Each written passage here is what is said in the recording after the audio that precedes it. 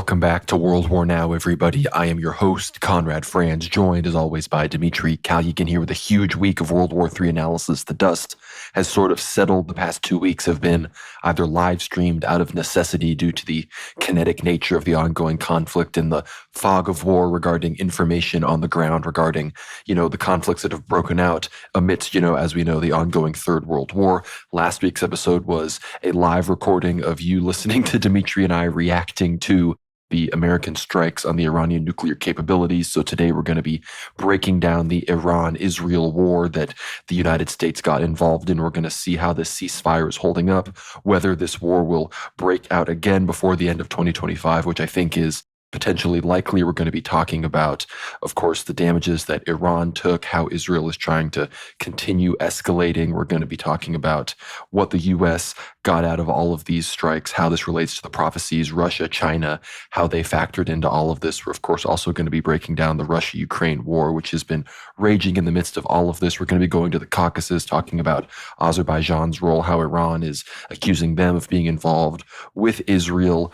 We're going to be breaking down China, Taiwan, some issues going on over there, as well as some major church news, of course, major persecutions in Ukraine, horrible things going on in Chernovtsi province, as well as the unfortunate reality of these 22 plus new martyrs in the Antiochian Orthodox Church that occurred with that bombing by an ISIS affiliate of St. Elias Orthodox Church in Damascus. So we're going to be talking about all of that. We're going to be talking about Iran, their exiting of the IAEA, the future of their nuclear program. We're going to be talking about the future again of World War III and everything that's going on. We also have a big announcement regarding something that we're releasing here on World War Now, and we're going to be getting into, of course, all of the negotiations with Trump, all the other things going on here with the U.S. as it has dipped its toe into the kinetic sphere of World War III for the first time, debatably regarding of how you think Ukraine with U.S. contractors, but the U.S. military, entered the fray for the first time officially, and we are going to be breaking all of that down. So thank you all for tuning in. Dmitry, how are you doing? Doing great, Conrad. And I'm very thankful that the news cycle has slowed down somewhat after two of probably the most intense weeks we've had in 2025, even more so than the India-Pakistan conflict, right, a month ago, than the inauguration of Donald J. Trump and all the other news surrounding that. And certainly we're just halfway through this year and already the economy is suffering greatly. I think the entire world is literally on the brink of a recession. I'm just grateful that things didn't really tip over the edge over the last 2 weeks because, frankly, I'm personally unprepared. And I think many of the listeners are just not ready to see events escalate and spiral downwards. I think the only people who truly aren't prepared for the tumultuous events, which inevitably will, I think, affect most of the world, are probably the elites who have been using our taxpayer dollars and other stolen assets to essentially materially prepare themselves. But in terms of being spiritually ready, I think it's why, Conrad, we invested so much time into working with Charles and researching some of our great 8th-hour episodes, looking into Tsar Nicholas II, the new martyr, looking into St. Nicephorus forecast. It helps us balance out all this negative, somewhat, I would say stressful geopolitical news, which we have to research thoroughly every single week with, looking back at history, reading essentially the lives of saints, which are very, very detailed. And it's a really interesting flow of content. So I'm quite grateful that at least in the last few days there's been a calm news cycle and we can probably just break things down today. Yes, and not only are we grateful that things have calmed down for the sake of lives and people, still walking this earth and being able to seek salvation here as they're living in the flesh on this mortal coil, but we are grateful because we had already planned for technically over a year now, but ostensibly over the past 2 months or so. This was our release. As you are listening to this, it will already have been released, so it will be linked below down in the post notes wherever you're listening to this. But we have released for the first time in English the documentary Death of Empire, which is a Russian documentary made by our beloved Metropolitan Tikhon Shevkunov, now Metropolitan of Crimea, former Metropolitan of Pskov, a reviver of the Pskov Caves Monastery, author of the best-selling book Everyday Saints. We just did our Ether Hour episode with Charles, as you said, Dmitry, about the documentary. So that episode is sort of like not director's commentary, but editor's commentary, commentator's commentary for the 4+ hour documentary that, again, is now available with English subtitles on the World War Now Substack. So worldwarnow.co. It's going to have its own little tag on the World War Now homepage. You'll see it. If you go, it says Death of Empire documentary, and the full thing is available behind the paywall, all 4+ hours. I think there's at least 30, 40+ minutes available for free, but get behind that paywall to listen to the whole thing. Eventually, not too far away from now, it will be available for free for everybody, but we did want to have the early access, the first few weeks or months of release available for those that want to support the project financially, because we can't do these things without you guys. But we want to thank all the people that made this possible, our translator, Zephalad, obviously Charles, for making this possible, and everybody that's going to get along and share this. Metropolitan Tikon, obviously, for being the one that created the documentary, and his contacts in the church for allowing us to, of course, be the ones to put it forward and present it to you all in English. So be sure to check out the documentary, check out the episode with Charles. It's 2.5+ hours of us commenting on the documentary, giving some details, giving some context as to how it came about, how we were able to release it, and a few things that aren't brought up in the documentary that we also provide context for. So we're very grateful to have that. All of that's going to be linked down below. So do that, worldwarnow.co. And not only will you get access to this documentary and our commentary episode, but you'll get access to hundreds and hundreds of hours, 85+ at this point episodes of Ether Hour. So like you said, Dmitry, topics about Byzantine emperors, topics about uncanonized saints, topics about all of the Russian emperors, topics about all sorts of realities of Judeo-Christian relations and, Jewish blood ritual murders and these sorts of things. We talk about all of it uncensored, fully red-pilled behind the paywall for all of our supporters. So check all of that out, Ether Hour, and check out the Death of Empire documentary. We're very pleased to present it to you. But with all of that being said, we've got to hop right into the news. And of course, the big news is that this Trump-brokered ceasefire between Iran and Israel seems to be tentatively holding. Every few hours we get these reports that there are minor explosions in Isfahan or central Tehran or these other places in Iran that, I don't know if these are drones that are being launched in the interior of Iran. We know that Mossad has extensive cells within Iran that, worked during the 12-day war, as it is now being called, that Trump has been dubbing it ever since the ceasefire has been holding. So that's the big news. All sides are claiming victory. Iran is holding victory marches. Israel is claiming victory. Trump is chastising the Iranians for claiming victory. The Iranians are claiming that, of course, they are not going to withdraw their enrichment capabilities. They're going to maintain that domestic enrichment is a demand. They believe that their facilities have not been completely damaged, and they also maintain that they have secret nuclear sites that the U.S. doesn't know about, and they're going to double down and escalate their nuclear capabilities. So the United States' goal of supposedly wiping out their program appears to not have been achieved, and Israel's goal of regime change also has not been achieved, nor were they capable of completely destroying Iran's domestic missile production capabilities. Israel claims that they were not able to locate Ayatollah Khamenei during the 12-day war, and obviously Trump has since said that he's not going for him, but he still sort of warned him. Trump released that statement saying Khamenei needs to stay in a bunker for a long time and learn from Nasrallah. So ultimately, wow. I think even this year will come around to supporting decapitation strikes against Ayatollah Khamenei. We know that he had appointed 3 successors, really was sort of anticipating his assassination, but it appears that the Israelis were not capable of taking him out. Of course, the biggest escalation that Iran has done is they have left the IAEA, the International Atomic Energy Enforcement Group, the people that do international inspections for nuclear sites.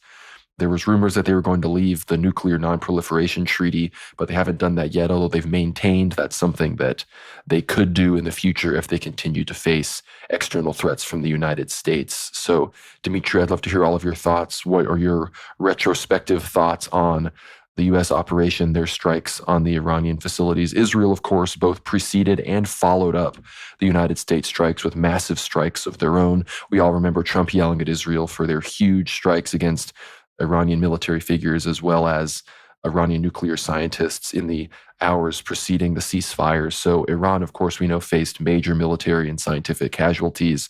Israel also faced casualties. So what were your thoughts on the U.S.'s operation?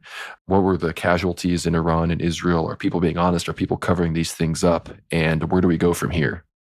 So yeah, Conrad, what we saw, or I guess what we had glimpsed during our recording of the previous World War Now episode, was what is now dubbed Operation Midnight Hammer. Such a pretty cinematic name, right? It's almost like a Marvel movie in and of itself. And Trump really did make it cinematic. There was 7 B-2 Spirit bombers, these massive stealth fighter planes, which no other country has, and they flew directly across the Atlantic, beginning at, and because it's called Midnight Hammer, they flew 1 minute past midnight on the 21st of June, which again aligns. Remember, it's the 80-year anniversary of the end of World War II.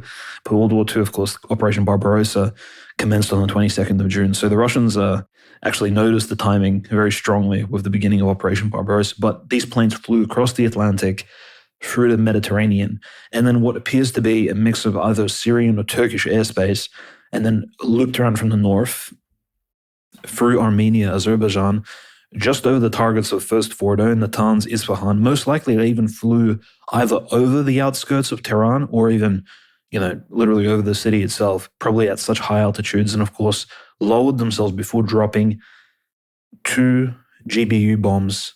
These are these massive ordinances which are supposed to pierce the underground bunker nuclear facilities to destroy the nuclear enrichment centrifuges. Each centrifuge in one of these facilities, especially in Fordo, is roughly the size of a massive refrigerator. So they dropped these ordinances, 14 of them, 2 per plane, and additional bombs were, of course, these are long-range missiles. Tomahawks were launched by a submarine. Trump and the official U.S. intelligence confirms 30 Tomahawk missiles were also fired at the base of Natanz. So a joint strike both by the US Navy and the US Air Force, most likely with US intelligence on the ground sort of pointing out the targets.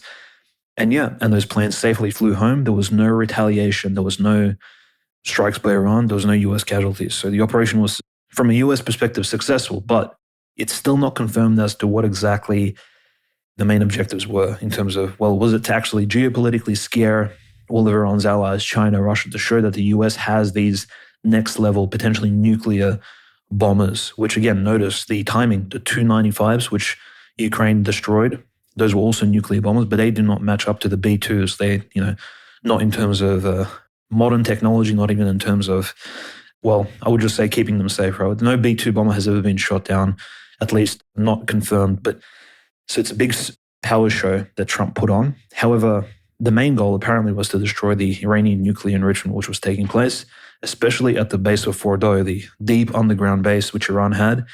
However, it's still unconfirmed whether or not they actually took out those nuclear centrifuges. The official Iran statements that have been put out over the last week since that strike have confirmed that actually the nuclear centrifuges and the enriched uranium which Iran had were moved out.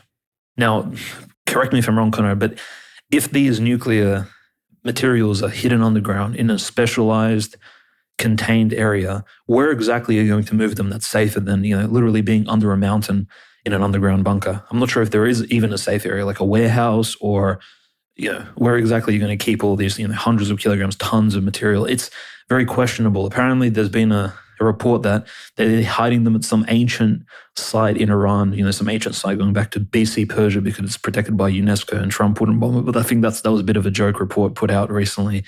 We're not sure. Yeah, they're exactly hiding it at the secret Persian entrances to Agartha. That's where they're hiding the exactly, enriched uranium. Like at an ancient temple or something, or come on. Honestly, real concerns I think is that there would be local contamination, but the IAEA, so the Atomic International Agency, which has inspected Iran throughout the last decade, and they've actually reported that Iran is enriching, mind you, this agency is heavily staffed by Western experts on nuclear technology. So it's inherently biased and anti-Iranian, probably pro-Israeli. Most likely it's this exact agency, Conrad, that leaked all that information about who the Iranian nuclear physicists and scientists were, which Israel then murdered. These people were not military personnel. They were, again, scientists. This was pure terrorism. 17 plus of nuclear scientists, physicists have been killed in Iran just over the last 12 days. So, which, again, perpetrated by Israel in the first place. These are innocent people, innocent experts in their field, which, again, this field is so important because it's literally the spear point of, humanity's technological development towards maybe cleaner, safer, longer lasting energy, frankly. It's literally the spear tip. And yet, Israel is taking the opportunity to take them out personally, which is absolutely insane. So it's been confirmed by Ali Khamenei, at least from his perspective, that the damage was negligible, right? That the nuclear materials were kept safe and the US essentially failed Trump and his response to it. And mind you, some news stories, for example, CNN picked this up and they stated there's no actual confirmed success of the operation. So left-wingers in America and across the world started pointing fingers at Trump and laughing at him, saying that, look, this B-2 Operation Midnight Hammer operation was a failure, and that Trump is essentially just being a WWE showman. And Trump got really angry. Of course, he had that one interview where he swore outside at essentially at Iran and Israel for not stopping the bombing. I think he's very frustrated at the fact that people are questioning him still, since his first administration. They're not taking him seriously. And to some extent, that's well-deserved. And from my perspective, him being a hardcore Zionist and essentially doing everything for Israel's sake is questionable in and of itself. But Ali Khamenei's reports were unfortunately put into question by Abbas Araghchi, the foreign minister of Iran. Recently, he said that the losses have not been small. Our facilities have been seriously damaged.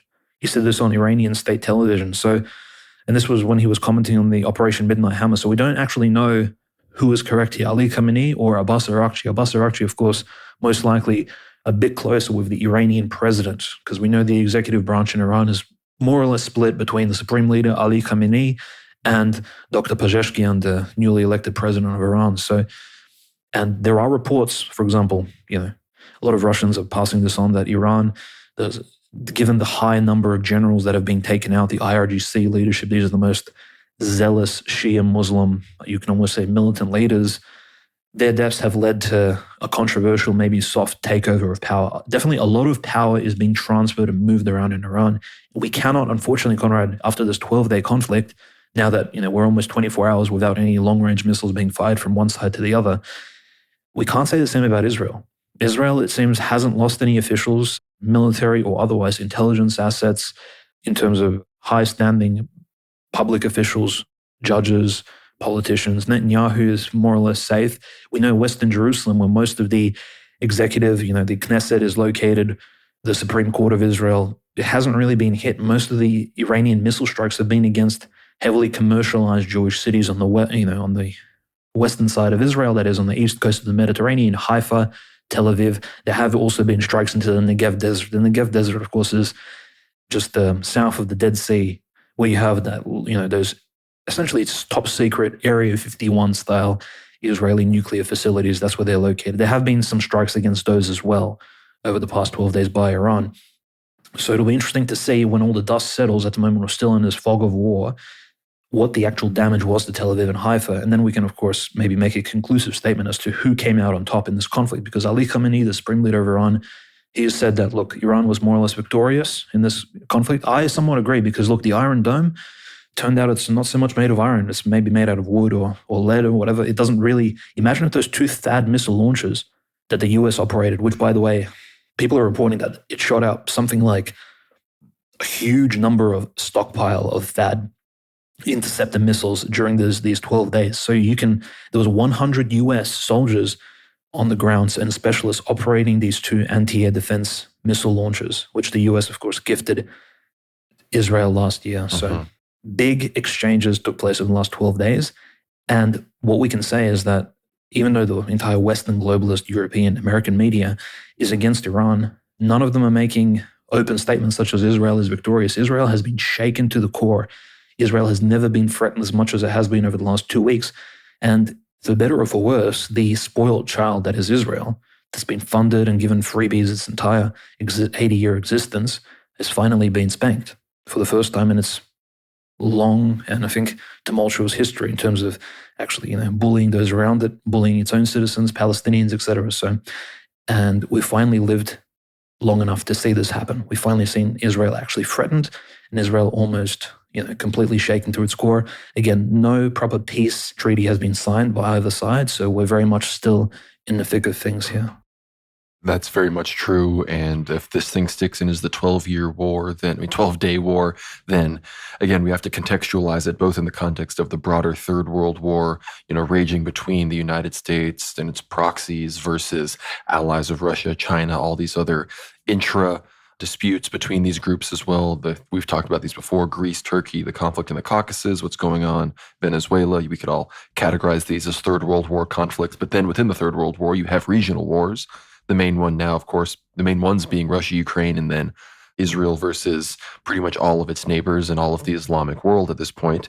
And the Iran-Israel war was sort of the main front for the past few weeks in that ongoing war. But Israel is still striking Lebanon. As we are recording this episode, the Houthis are still striking Israel. Alarms are still blaring all over Israel from missiles launched from Yemen. So the war is still ongoing. Greater Israel's war. I mean, they killed over 100 Palestinians in Gaza just yesterday. So war is still very much going on, but there seems to be a ceasefire on the missile conflict between Iran and Israel. And you're talking about who won.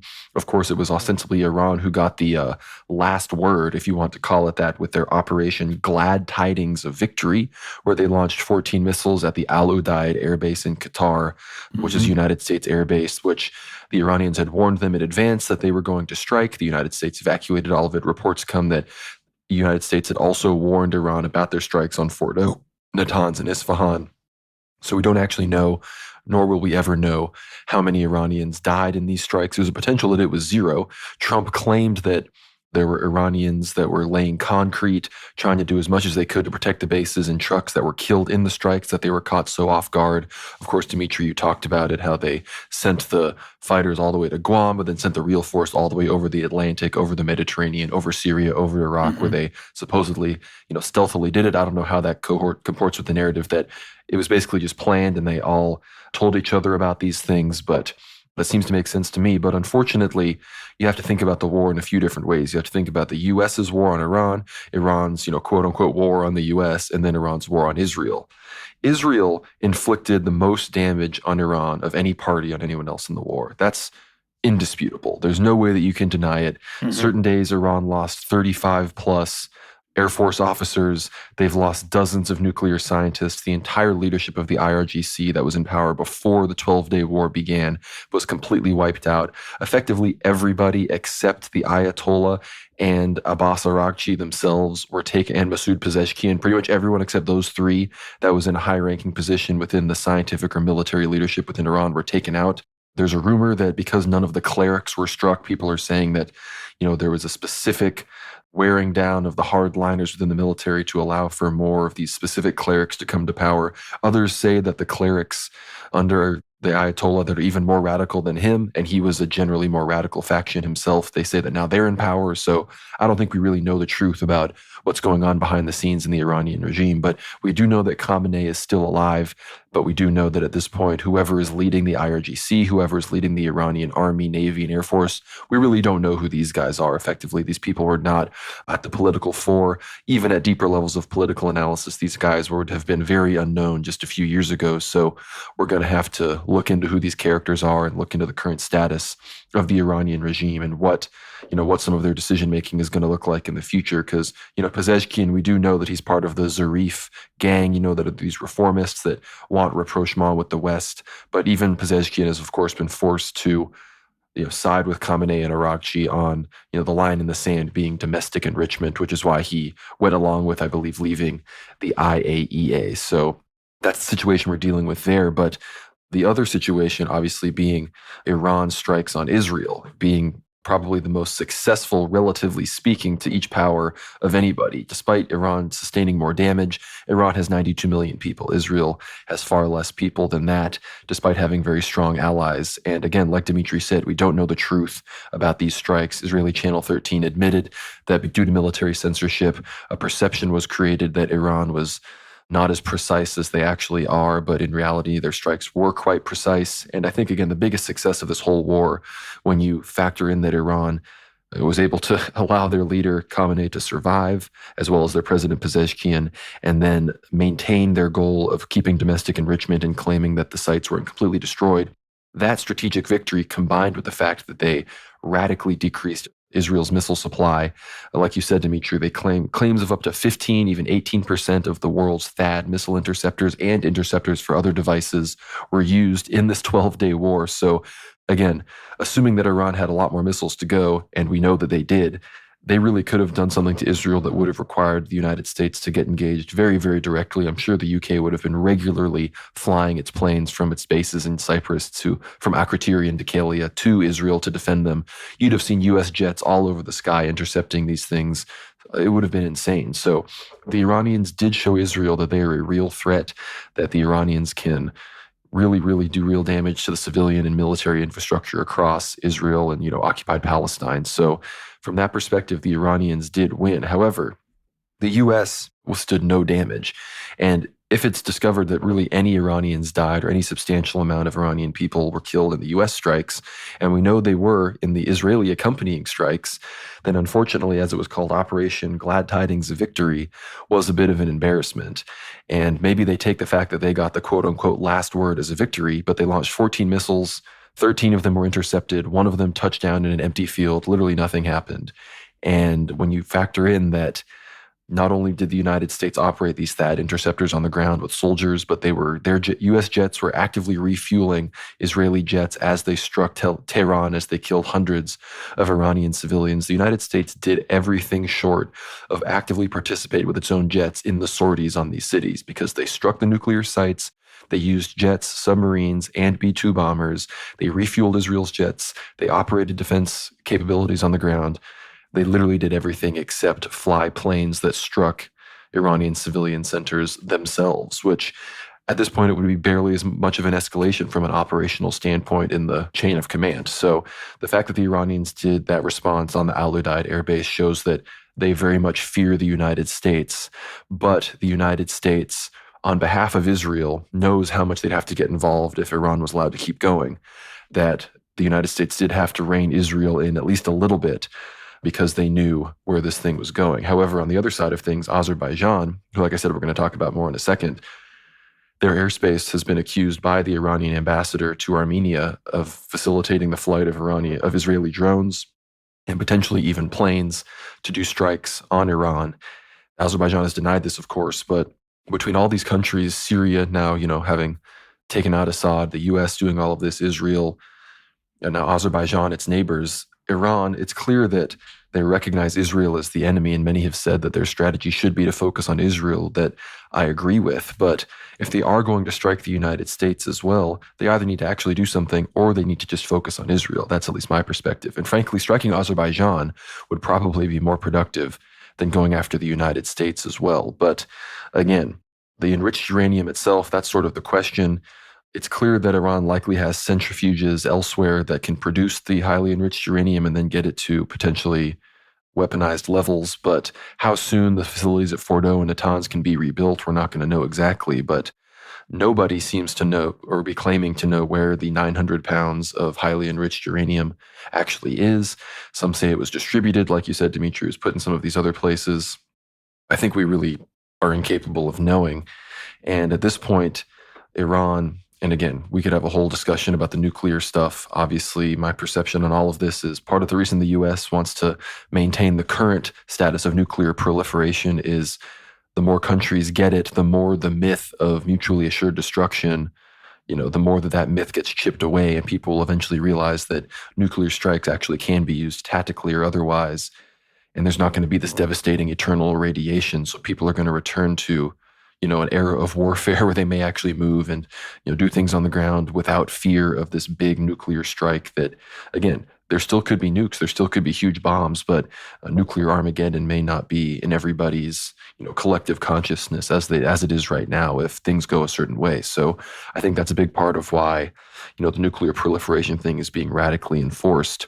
But then, of course, the existence of Israel comes into question as well. We're going to talk about that in a second. And I think as this war has sort of gone on and as Iran has, thankfully maintained what appears to be its nuclear threshold capacity, my question to you, Dmitry, is, why did Russia just let this happen?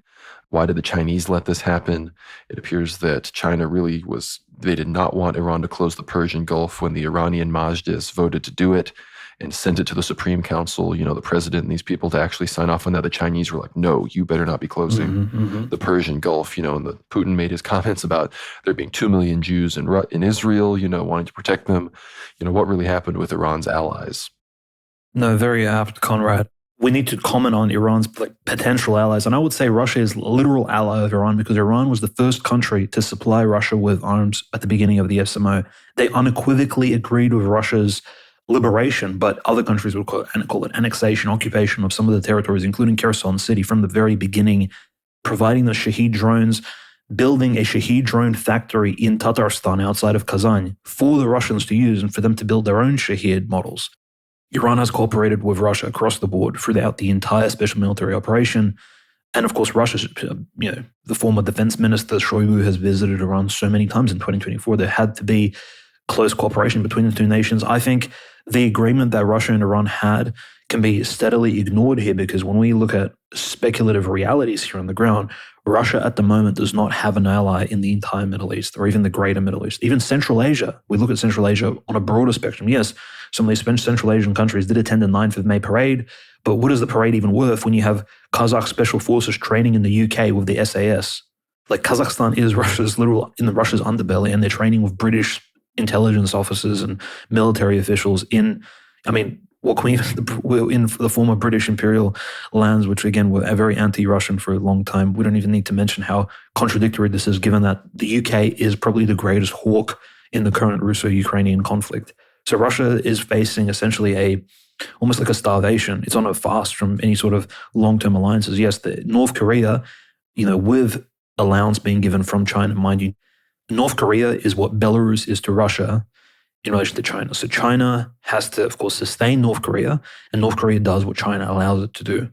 So North Korea does not act independently at all. It's not necessarily, it is a sovereign country, but very much it's in China's, control. Yet sphere. ironically, North Korea sent troops to Ukraine, and Belarus, in theory at least, has not. Exactly, yeah. So I think in some ways it's almost like plausible deniability, right? China can utilize North Korea as a Wagner group, essentially this mobilized nation of Wagnerites, and it can then claim that, look, well, these are just our sort of Korean, East Asiatic cousins, right? They're just doing crazy stuff around the world. And this may also explain why North Korea hasn't really been targeted by the US Navy or any sorts. Again, we can say nuclear deterrence has played into this, but in any case, with Iran, what you see is somewhat of a different model. Iran, at least since for the last 46 years, since the revolution, since the overthrow of the Shah, Iran has tried to play essentially as an independent actor in the Middle East. And this is simply not how things go. I think neither Russia nor China would agree for Iran to be an independent, sovereign state actor. They wish for Iran to be essentially adjacent to them, to be a minor partner, a junior partner. And I think the Iranian, maybe it's the pride of the regime, maybe it's this position that neither of the countries are honest and they just want to take advantage of Iran. I think this is keeping Iran very skeptical towards its allies. But maybe this skepticism is warranted, Conrad, because China has literally economic deals, not just with the US. Like, I think China trades like maybe between half and maybe more so in terms of exports and imports with the US. It's so much of China's GDP is reliant on Western nations. You can't really say that China is anti-American in any capacity. You can't say that Russia is anti-Israeli, because as Putin recently commented at the St. Petersburg Economic Forum, and this was a major economic conference, took place between the 18th and the 21st of June in St. Petersburg, whilst this 12-day conflict was ongoing, the Russians were talking about economics of other BRICS countries. There was a South African deputy president was present there. There was the deputy, I think it was a premier from China, all kinds of senior officials from BRICS nations. And President Putin, of course, appeared as well. And the question was raised, why doesn't Russia support Iran more? Iran is a potential reliable future ally, someone that Russia can work with for generations, perhaps even a century into the future. It's the first time that Russia's given this long-term opportunity to ally itself with Iran going forward, just like the Russian Empire tried to ally itself with the Shahs just before the First World War in like 1908, 1909, when they even had a Cossack brigade protecting the Shahs, like the Shah's Praetorian bodyguards, before the First World War under Nicholas II. So Russia was always trying to get close with Iran to normalize relations even before the revolution. But now Russia has this once-in-a-lifetime opportunity to ally itself with Iran. And how does Putin respond? Well, when the question is put to him, he states that, well, there are 2 million Russian speakers living in Israel. They're practically Russian citizens. And so we can't really support Iran in this, bilateral conflict that the two nations are having. I'm sorry, has to be the most ludicrous statement I've heard thus far this week. And we've heard many crazy things, including from Marco Rubio, Pete Hegseth, Donald J. Trump, Netanyahu. Many people have said crazy things, but that's probably the worst one. And the reason is because how many Russian speakers are there in Ukraine? 95% of the population? 30 plus million people? And yet the SMO still commenced in February of 2022. Seems the country being full of Russian speakers didn't deter President Putin from making that executive decision to commence this special military operation. So why is there no support for Iran more so than there should be? And again, I think we know the reason why. Most likely it's the Israeli Chabad Lubavitch lobby within Moscow itself within Yeah, I the mean, apparently families. being Yeah. a Jewish Russian speaker makes you more of a Russian than being, a Ukrainian Russian speaker, So what's the hierarchy, right? You've got, Jewish Russians, Chechens and Muslim Russians, then regular Russians, then Ukrainians, what's the what's the ranking here? Yeah, no, absolutely. There's a double standard. It's a lot of hypocritical statements are being given, lots of lies from all sides. And of course, you said, Conrad, moving on to China, right? The Straits of Hormuz, I think this was, and notice, what is worse to the West and to these, to Zog than military action? It's economic, right? It's to push the world into a recession, which closing the Straits of Hormuz would have probably done, because 30% of the LNG, which is liquefied natural gas, as we discussed on our BRICS episode of the 8th hour with Gennady, liquefied natural gas essentially is frozen gas, which condenses into, essentially takes up way less room, and it can be shipped across the world. It's frozen in the Persian Gulf by these various Arab and Iranian states. It's then sold across the world, as well as oil. 25% of the oil roughly goes through the Straits of Hormuz. And if Iran was to close it, it would again impact two particular economic regions in the world. Yes, the US would probably not go into a recession right away, but the two nations the two regions which would be affected is, of course, East Asia, Taiwan, Japan, China, and Europe. Europe now, having lost a lot of its ties to Russian gas because of course, Nord Stream 1 and 2 is now very heavily reliant on all of these LNG and oil shipments from the Middle East. And so Iran choosing to close the Straits of Hormuz was probably the most sovereign-based decision that it could have made. It will actually threaten, I think, the entire world. Well, not just the world, but its enemies first and foremost. And yet, look, as you said, Conrad, Marco Rubio, Donald J. Trump, they reached out to China, with whom they've had a tariff war for the last month and a half, which crashed the world markets, right? Like it liquidated hundreds of billions of dollars in March of this year, March and April. It was literally a bloodbath on the markets because Trump wanted to go into a trade war with China. But when literally the economic state of the world was threatened, who does Trump and Rubio, who do they go to? China again. So suddenly, China's still their great friend. And China, you're right, China looks out for China first. And Iran can't necessarily rely on China. Yes, they can purchase planes from them and all kinds of other technologies, but they can't rely on China to save them from a regional war or even ally themselves with Iran if things get very rough, especially against the US. I think it's, and not that I think China shouldn't. I think China and Russia should support Iran, but we can clearly see that probably won't happen if the region is, thrown into a massive conflict. And the other brief thing I wanted to mention was that Abbas Araghchi, his visit to Moscow, literally the day after, Operation Midnight Hammer took place, it seems to have borne no fruits. The only real response we've received from the Russian Federation is a few angry tweets by Medvedev, which Trump shut down very quickly. Essentially, he put Medvedev down like a little dog who was barking a little bit too loud. He just poured some cold water over him. Medvedev calmed down quickly. And Medvedev correctly did call out the hypocrisy of, well, why does Israel have nuclear weapons? It's not a member of the NPT, Non-Proliferation Treaty, which, mind you, Iran is a member of the NPT. From a very strange perspective, it's a member of the NPT since 1968, under the Shah's regime. So this modern Iran never signed on to the NPT. It's a previous policy which they simply inherited. And, most likely that we'll see probably the end of that very soon. And yes, so the Abbas Araghchi visit to Moscow bore no fruits except for some rhetorical statements by President Putin, former President Medvedev, and Russia essentially accusing the US of breaching Iran's sovereignty. I agree with those remarks of solidarity, but to deter Israel, which is essentially, we can, from a Russian perspective, the most conservative statement you can make in this regard is that Israel is a US proxy state, a massive, almost like a proto-Ukraine that is being upheld by the US military. Russia needs to view Israel as a US military outpost. At the very least, we know it's more than that. We know it has more religious significance, especially to the evangelicals and the Zionists. However, the Russian leadership doesn't seem to see that as concerning.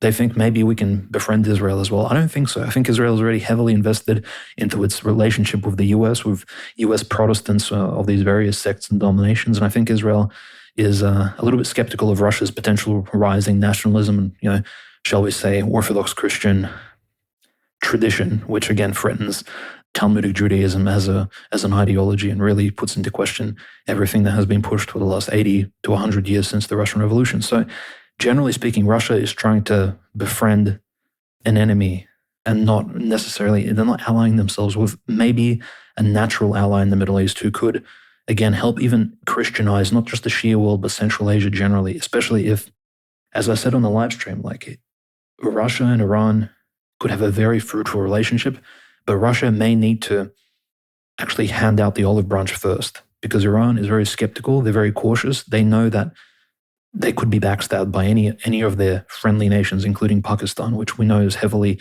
indebted to Western bankers, and they've taken many loans. They've almost essentially lost their political sovereignty. And we can maybe even come to that conclusion when we see Imran Khan sitting in prison. But in any case, Iran is in a very hard place at the moment. It's 24 hours since any missiles have flown in either direction. Yes, there are explosions. Iran has been deeply infiltrated.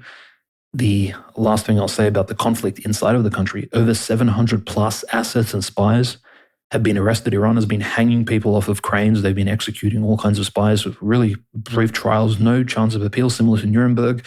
If you are deemed guilty in Iran, there's no chance of going for an appeal at all. You just, death penalty right away if you're an asset, a spy of any Mossad or CIA. So Iran has been actively drawing out these various terrorist cells within their own country, but they found hundreds of terroristic drones. This conflict has been planned for years, if not decades, just similar to the Pager operation, which took 10 years to plan by Israel. This is not something that spontaneously arose under the Trump administration. Potentially, this has been prepared since at least the time of George W. Bush, maybe 9/11. So quite horrific, I think, and maybe Iranians are finally waking up to the reality that, look, we're actually 100% on the kill list of not just the US, but this massive Zionist regime, which has been influencing world affairs for a long time. And perhaps they should reach out to Russia for the first time. And hopefully the Orthodox Christians in the Russian cabinet surrounding President Putin can actually speak some sense into him, because Israel is not a friend of Russia. Iran potentially could be if work is finally put into the relationship. You cannot passively sit back and wait for Iran to come to you. Maybe it needs to be a two-way street. Sort of both countries need to actually finally speak and get involved. Otherwise, as many people have said, the entire Caspian Sea, it'll turn out of a friendly Russian domestic lake, so to speak, into potentially a new battlefront in the future. That's completely true. And again, if the Iranian regime falls, it's just not something Russia is going to be able to deal with. And I know that they fear escalating a war to where they're facing the full might of the American empire just because they decided to back up the Iranians or something else. But again, you're already fighting this huge war in Ukraine. If you just allow the Iranians to lose without providing any kind of support, again, like you were telling me off stream, Dmitry, only 2 of the Russian Su-35s that were initially promised to the Iranians have been delivered. And because of this, people have remembered the recent Shanghai Cooperation Organization, which is that defense economic alliance between, it's very similar to BRICS, all these Eurasian countries. This is from CIG. The Iranian delegation sent to represent Iran at the SCO were seen inspecting the Chinese J-10C fighter jet. China has already supplied this aircraft to the Pakistani Air Force with exceptional results in the 5th Indo-Pakistani War earlier this year. As Russia has been delaying the sale and delivery of Su-35 fighter jets as a result of Israeli pressure, Iran may drop Russia and buy from China instead. But again, we've already seen how hesitant China is, to support Iran directly. However, they may be willing to provide them with jets because Iran, of course, is supplying them with so much crude oil. We knew those planes from China were being supplied, or rather were being sent to Russia. No, not right. Those planes from China were being sent to Iran and had their transponders turned off with their final destinations never being reached. We don't really know what the Chinese were providing there, but it seems that, again, despite the fact that Russia and China provided diplomatic support, that was all they were willing to provide to the Iranians, which, again, we will see if that's repeated if the war and the ceasefire go the way the Israelis want to. And this headline from the Jerusalem Post is, Israel Katz instructs IDF to prepare enforcement plan against Iran. So the Israel Defense Minister, Israel Katz, instructed the military to prepare an enforcement plan against Iran following their 12-year war. He announced on Friday in a statement, the plan includes maintaining Israel's air superiority, preventing nuclear advancement and missile production, and responses to Iran for supporting terrorist activities against Israel. He warned Ayatollah Khamenei and his regime, who he labeled the toothless serpent's head in Tehran, that this operation was only a preview of a new Israeli policy after October 7th immunity is over. So basically, the Israelis are going to look for any opportunity to violate the ceasefire based on what they perceive, I'm sure, false intelligence, potentially emerging on the ground. And with all of this, amidst Iran saying that there's no plans to restart negotiations with Trump, Trump saying they don't want to negotiate. We are not only back to square one, we're actually just in a much worse position. We've already escalated in this limited way that Trump thinks should have stopped everything. It did nothing. So the only option left on the table is a much more radical strike, which at this point, the obvious next step on the escalation ladder was the elimination of Khamenei. And then, of course, the next step for the U.S. would be joining Israel in an extended bombing campaign, which then could eventually result in something as radical as boots on the ground, which, again, I don't foresee happening anytime soon or really from a U.S. perspective right now. I think things could escalate in much more dramatic ways, in much different ways. And again, we're going to talk about Turkey, Russia, the Black Sea in a second. But before we leave the actual greater Israel region, we have to, of course, talk about what's going on in Gaza. Over 103 Palestinians were killed in the last 24 hours, despite the fact that Trump just announced that supposedly they are 2 weeks away from a total ceasefire with a new deal that's going to involve Egypt and the United Arab Emirates administering the Gaza Strip, completely replacing Hamas. The remaining Hamas leadership will face exile to other countries while all hostages gain freedom. Multiple nations globally will accept numerous Gaza inhabitants seeking immigration. It doesn't say specifically. I would assume that means like Libya, Somaliland, Indonesia, some of these countries, potentially, Egypt as well. We'll see. The Abraham Accords expansion will bring in Syria, Saudi Arabia, and additional Arab and Muslim countries that will recognize Israel and establish official relations. Israel will declare its willingness for future Palestinian conflict resolution under the two states concept, contingent upon the Palestinian Authority reforms. The United States will acknowledge limited Israeli sovereignty implementation in Judea and Samaria. So that's the current plan for the Gaza Strip.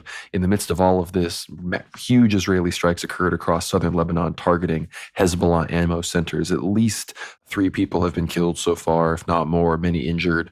So the Lebanon ceasefire, the Gaza ceasefires, remember, those are completely destroyed, nonsense, ripped up, never mattered. So the Iran ceasefire could any day go that exact same direction. So we're going to be watching very closely. So at this point, again, there's a ceasefire, but I'm almost hesitant to even say the war is over, because we know that at this point we are 1 or 2 rungs higher on the escalation ladder, because we can't just do the same thing again. We can't do the strikes to pretend to destroy the nuclear facilities and then do the fake strike from Iran that doesn't kill anybody. At this point, the next escalation is going to be higher than that. So we got to watch out. It seems that Israel is about to get not only its, complete expulsion of the Palestinians from the Gaza Strip, but also they're about to get some sort of sovereignty over the West Bank. They're on their way to completely eliminating Hezbollah, which had said they were going to enter the war if Iran's regime faced any sort of threat, which, if we're being honest, they definitely did, but they still didn't. I'm assuming maybe they would have jumped in if the Ayatollah died, but who knows what that even means. Hezbollah, fortunately, seems closer and closer to being on its way out, but even more importantly than Muslim groups being on their way out, the Palestinian town of Taibe, which is located just east of Ramallah, is facing ongoing attacks by Israeli settlers. It's becoming harder and harder for the Christians to live there, and it's becoming clear that the Christian towns of the West Bank are, targeted even more easily and more dramatically than these Muslim areas. So unfortunately, you have to pray for that situation. Obviously, we're going to talk about the martyrs in Damascus and Syria at the end of this episode, but the Taibe, which is I believe it's the last only exclusively Christian village in the West Bank, definitely one of the last dozen or so majority Christian villages. It's facing radical Israeli persecution and genocide, just like the Palestinians in Gaza are. So that's the situation in the Levant. The other situation, of course, in the Caucasus that we discussed earlier. The Azerbaijanis have accused Iran of provocation over their ambassador's statement on Armenia. This is from AM News, which is an Azerbaijani news outlet. It says, the Ministry of Foreign Affairs of Azerbaijan is condemned as baseless and provocative the recent remarks made by the ambassador of the Islamic Republic of Iran to Armenia, Mehdi Sobdani, regarding the alleged use of Azerbaijani territory against Iran. We categorically reject the baseless and provocative statements by the ambassador of the Islamic Republic of Iran to the Republic of Armenia concerning the alleged use of Azerbaijani territory for operations against Iran, specifically the claim that Israeli drones carried out attacks from Azerbaijani soil. These accusations harm the relations between Azerbaijan and Iran, which are based on mutual respect for each other's territorial integrity and sovereignty, as well as non-interference in internal affairs. Given the position expressed by the president of Azerbaijan during a recent phone call with the president of Iran, and further clarified by the foreign minister in his conversation with his Iranian counterpart, we view Iranian ambassador's statements as a clear provocation. Obviously, the Azerbaijanis They completely deny this accusation. I'm suspicious. I don't exactly think that they're particularly innocent here. They are a major ally of the Israelis, but unfortunately, it would appear that Russia, in placating the Azerbaijani interests in the region, sort of inadvertently betrayed their ally Iran as well. And unfortunately, perhaps an attempt to reverse what they did in the region. The accusations are that there was a Russian-led coup in Armenia. We recently saw the Armenian Archbishop of Shirak. This is the Armenian Apostolic Archbishop, Mikhail Azerbaijan. He was arrested and detained for planning a coup to overthrow the government in some capacity. So there's been a major crackdown against church figures there. This comes in the midst of that news story I covered on my stream this week, where church figures and clerics accused Pashinyan of being a Jew or being a Muslim, thus being circumcised. And he then offered to show his penis to the head of the Armenian Apostolic Church. There claimed to have been documents that show Russian figures and Russian intelligence trying to orchestrate a coup from the church side of things. There was that Archbishop Bagrat, I'm forgetting his full name, who was running to sort of recall and get enough signatures to have a snap election and try to run against Pashinyan. And it didn't exactly work. So now him and these other church figures that the church has always generally been aligned against Pashinyan. They were very supportive of Artsakh, maintaining Armenian influence and being majority Armenian. So the fact that Pashinyan totally sold out Artsakh, the church is against that. So unfortunately, it appears that I hate Pashinyan. So I would have totally supported a Russian-backed coup against him. It appears that's been thwarted for now, but many have signaled that Pashinyan's time is limited. He's becoming less and less popular. But Dmitry, I'd love to hear your thoughts on everything going on in the Caucasus, whatever else you think of the Levant, and then perhaps if we'd like to hear Strelkov's perspective on all of this before we transition to talking about Turkey and then the Russia-Ukraine conflict. Yes, of course. The Caucasus is a very confusing situation here because on the 20th of June, the Prime Minister of Armenia, Nikol Pashinyan, he of course visits, speaks to Erdogan. They speak about increasing and improving diplomatic ties with Turkey, obviously the father nation of Azerbaijan to a large extent, but we know Azerbaijan is also very close to Israel as well, so I think it's almost double dipping here. And on the 21st of June, just literally the day after, Erdogan again gives a press conference and Turkey accuses Netanyahu of being the main enemy of peace in the world. Not Zelensky, not Putin or anyone else, but specifically Netanyahu. So Erdogan continues to, again, rhetorically at least, attack the violent Zionist, hawkish Israelis, for being the enemies of peace in the Middle East and the world, which is very interesting that he continues to sort of push this position despite the fact that Turkey has really done nothing anti-Israeli, geopolitically or diplomatically, even economically speaking, over the last 2 years, right, since the genocide in Gaza and these October 7th events took place. Yeah, you're completely right, Conrad. The Caucasus situation is very confusing, especially the Catholicos of the Armenian church, that entire operation, because we have to recall Armenia, definitely a revolution took place in 2018. So there was a pivot. So the previous prime minister before Pashinyan, Serge Sargsyan, which I guess I call him Sergei Sargsyan, but he was a former prime minister. He was overthrown in essentially what looked like a color revolution. They even called it the Velvet Revolution in Armenia. It took place during Great Lent in March of 2018. Pashinyan came to power. A lot of pro-Russian Armenian parliament members were, of course, kicked out, ousted from power. And Pashinyan came in. And then, of course, slowly but surely, Armenia started to turn away from Russia, internally, right? However, now it appears that Russia, again, wants to reintegrate itself into Armenian, now that finally Georgia has been sort of diplomatically subdued. Georgia now has put a hold on its Euro integration. NATOification has been stopped. Next country that Russia wishes to influence now is Armenia because, yes, it appears that, what do you know, Azerbaijan is actually almost essentially an Israeli outpost on the Caspian Sea. We could have told you that, but, we did actually tell you that for a few months and years. The mountain Jewish community essentially runs that country, former KGB agents. It's a very dark place. The Israelis themselves call Azerbaijan like a neo-Khazaria. They say it's the friendliest country in the entire Middle East to Jews, and it has been throughout entire history. They claim that there hasn't been a single anti-Semitic pogrom in Azerbaijan's history. Never on that land has there been an anti-Jewish demonstration ever, which is a very interesting sort of proclamation. That's what the rabbis of Israel claim very fervently. So they see Azerbaijan as this long-standing Turkic ally of the Zionist state of Israel. So it'll be curious to see how that situation develops. And yes, I think what this does show in Armenia, Conrad, is very much modern politicians do view church bodies, be it the Monophysite Armenians or even Orthodox Christians in Ukraine as levers of influence on large masses of people. So they're persecuting church officials is very much the norm, right? Ukrainians are doing it. I'm not going to say the Russians are doing it, but, for example, schema monk Sergei Romanov, his shall we say, almost anti-Semitic statements, as well as some of the anti-Zionist statements, anti-vaccine COVID statements, which he was making during COVID, and then his monastery being subsequently raided. We're going to probably discuss this a little bit more in depth when we have Ivan Vorobyevsky on our special show in a few weeks on an 8th-hour episode. So even the Russian authorities, when given the opportunity, may potentially raid monasteries, arrest clergymen who speak out of line, etc. So it seems that various countries around the world are prepared to almost go against the Christians if the Christians don't toe a certain political line.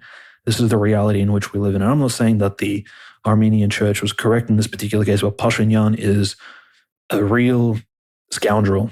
That's me using very light words. He's a rat. He's not a person who can be trusted. He's definitely not the good guy. He came to power via a popular left-wing revolution, essentially, in his country. Yes, and then he lost Artsakh, that is Nagorno-Karabakh.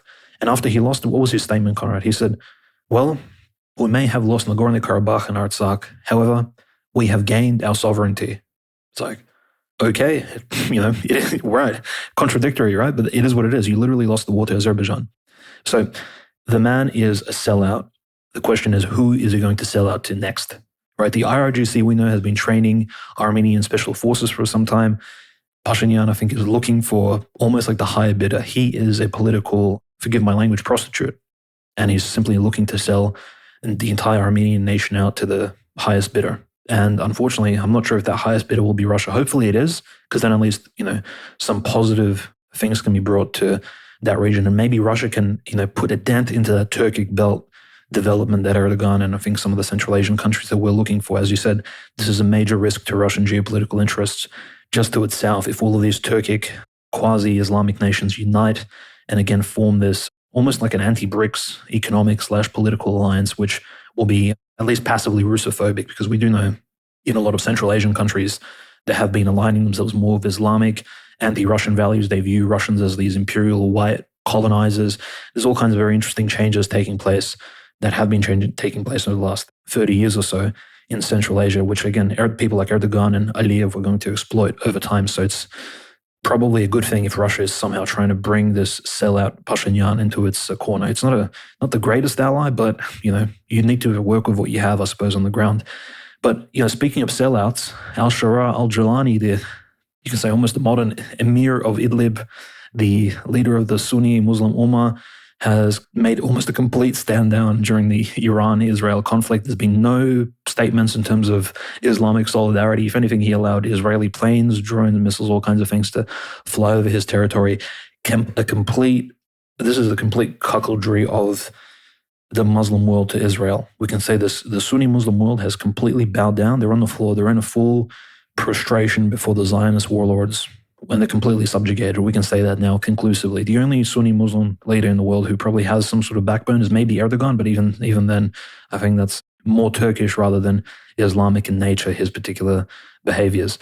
So al-Shara al-Jilani, there's been a rumor put out that he's looking to sign a long-term peace treaty finally with Israel after decades, right? Even the Assad government never had a long-running peace treaty with Israel, and he's going to recognize the Golan Heights as now Israeli territory. So the Golan Heights will no longer be disputed.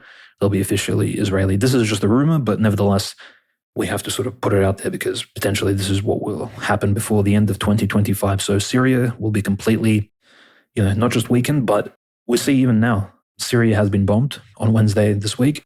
Israeli planes flew over the eastern Mediterranean and fired some bombs into Latakia, which is right next to the Russian base, the Khmeimim air base. Again, the Russians not responding at all, not commenting on this, that literally you're standing on the watchtower of the Russian airbase and you're looking out and you see Israeli planes bombing suspicious targets related to Hezbollah right next to you.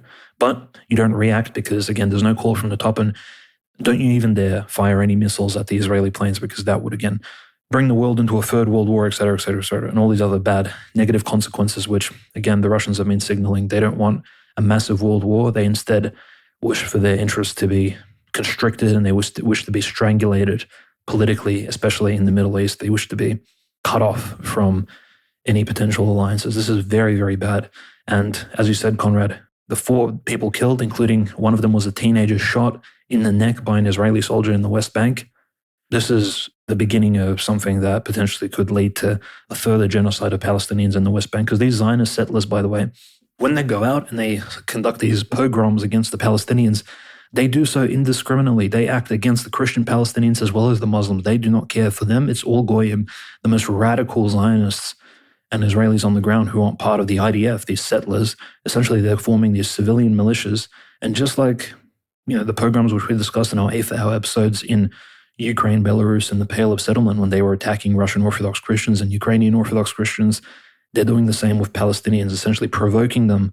And as soon as the first Zionist settler town will be attacked by Palestinians in the West Bank who are frustrated, I think we'll see a full so-called peacekeeping move by the Netanyahu government. They'll move into the West Bank and then, God forbid, but we may see proper retaliations and things will escalate from there, which I think was the goal in the first place. We have to mention that, Russians for a long time in Russia have been calling for essentially Eastern Jerusalem. These are the Russian nationalists since the 1990s have been calling out for Eastern Jerusalem to be recognized as essentially the capital of Palestine, an independent 2-state solution, with East Jerusalem being essentially the capital for the Palestinian people, and for Jerusalem essentially to be split between the Israelis and Palestinians.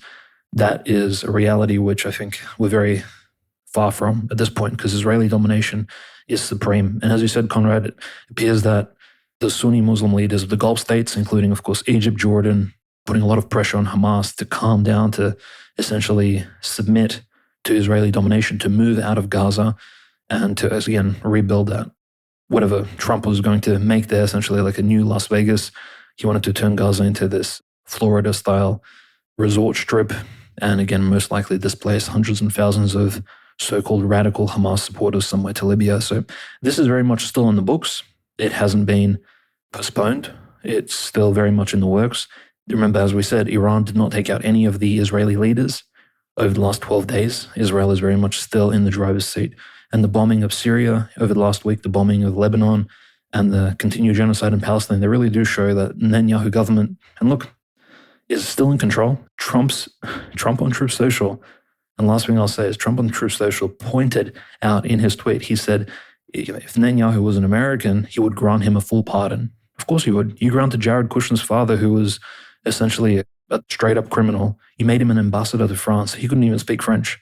You granted him a pardon in your first presidency. Now, of course, you'd want to grant pardon to a killer of children who killed at least 50,000 plus children in Palestine, Gaza, like nobody else did in this world at the moment, and 200,000 plus civilian Palestinians. And yet Trump is coming out openly saying Bibi is an old friend, he's a patriot, etc.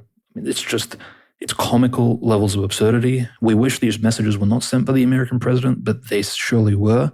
And yeah, it's just very concerning. It shows the true nature of Trump behind all the nice words, the posturing, the somewhat pro-Christian messaging that he's putting out. And when we discuss church news, we'll see that, in fact, all the regimes that Trump seems to support, all of them almost persecute Christianity unequivocally. So I don't think he's a pro-Christian president, at least all the evidence points to the contrary.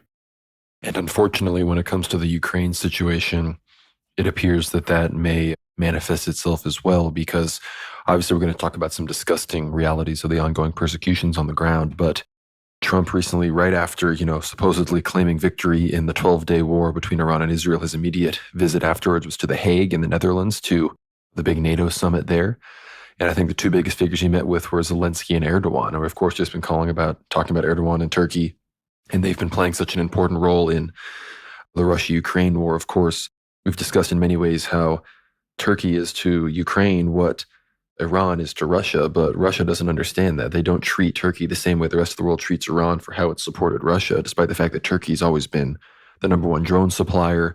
They were the ones that allowed the Azov Battalion people to immediately just roam free. I mean, so many problems. Erdogan constantly talking about how Crimea is still Ukrainian from day one to this day. Yet Erdogan is still talking about wanting Trump to first come to meet Putin in Istanbul for those negotiations to be sort of the gold standard of Russia-Ukraine negotiations. We know that's what led to the huge prisoner exchange and body exchanges that have been going on recently. But the other meeting that Trump had was with Zelensky. The We'll talk about that in a second. But with Erdogan, he also, of course, talked about the F-16s, which, of course, were on hold because at one point Turkey had deployed Russian S-400 air defenses. He talked with Turkey about with Erdogan about a whole host of other issues, which, again, I'm sure it would have been interesting to be a fly on the wall there. But then when talking with Zelensky, Trump said that Zelensky was a super nice guy, that he was way better when talking with him than other times. We talked about potential U.S. money coming in. They were talking about all sorts of things. And then in the midst of all of this, just a few weeks ago, Trump, he nominated Lieutenant General Alexis Grinkowicz to be the Joint Staff Director of Operations for European Central Command, so Eurocom. And he's very much a Russia hawk. He believes, quote, that Ukraine can win. So he's going to support increased U.S. support for NATO support for the war in Ukraine, increased U.S. aid, all these sorts of things, potential U.S. involvement, who knows? And this comes amidst huge, military buildups in Finland and the Baltic and other places, by Russia and, by the other side. So as many people have said, the Russians with attitude people said, others have been saying that now that Trump has sort of put a bit of a pause on the Israel-Iran situation, even though Trump himself admitted that it could erupt any day. Just very recently, he himself admitted that. So much like we said, everybody knows that the ceasefire itself isn't going to hold. Israel could violate it whenever they want. So with that in mind, I think Trump is seeking, some kind of decisive victory in Ukraine. So he could perhaps be really trying to inflict a much more pain on Russia in the next few weeks and months than we might have expected in the past. He does claim to be, very frustrated with Putin, very unhappy. We know that because he told Putin that, as you mentioned earlier, Dmitry, you need to deal with Ukraine. When Putin asked him if they could negotiate on the Iran issue, Trump totally rejected that and said, you need to sort out Ukraine.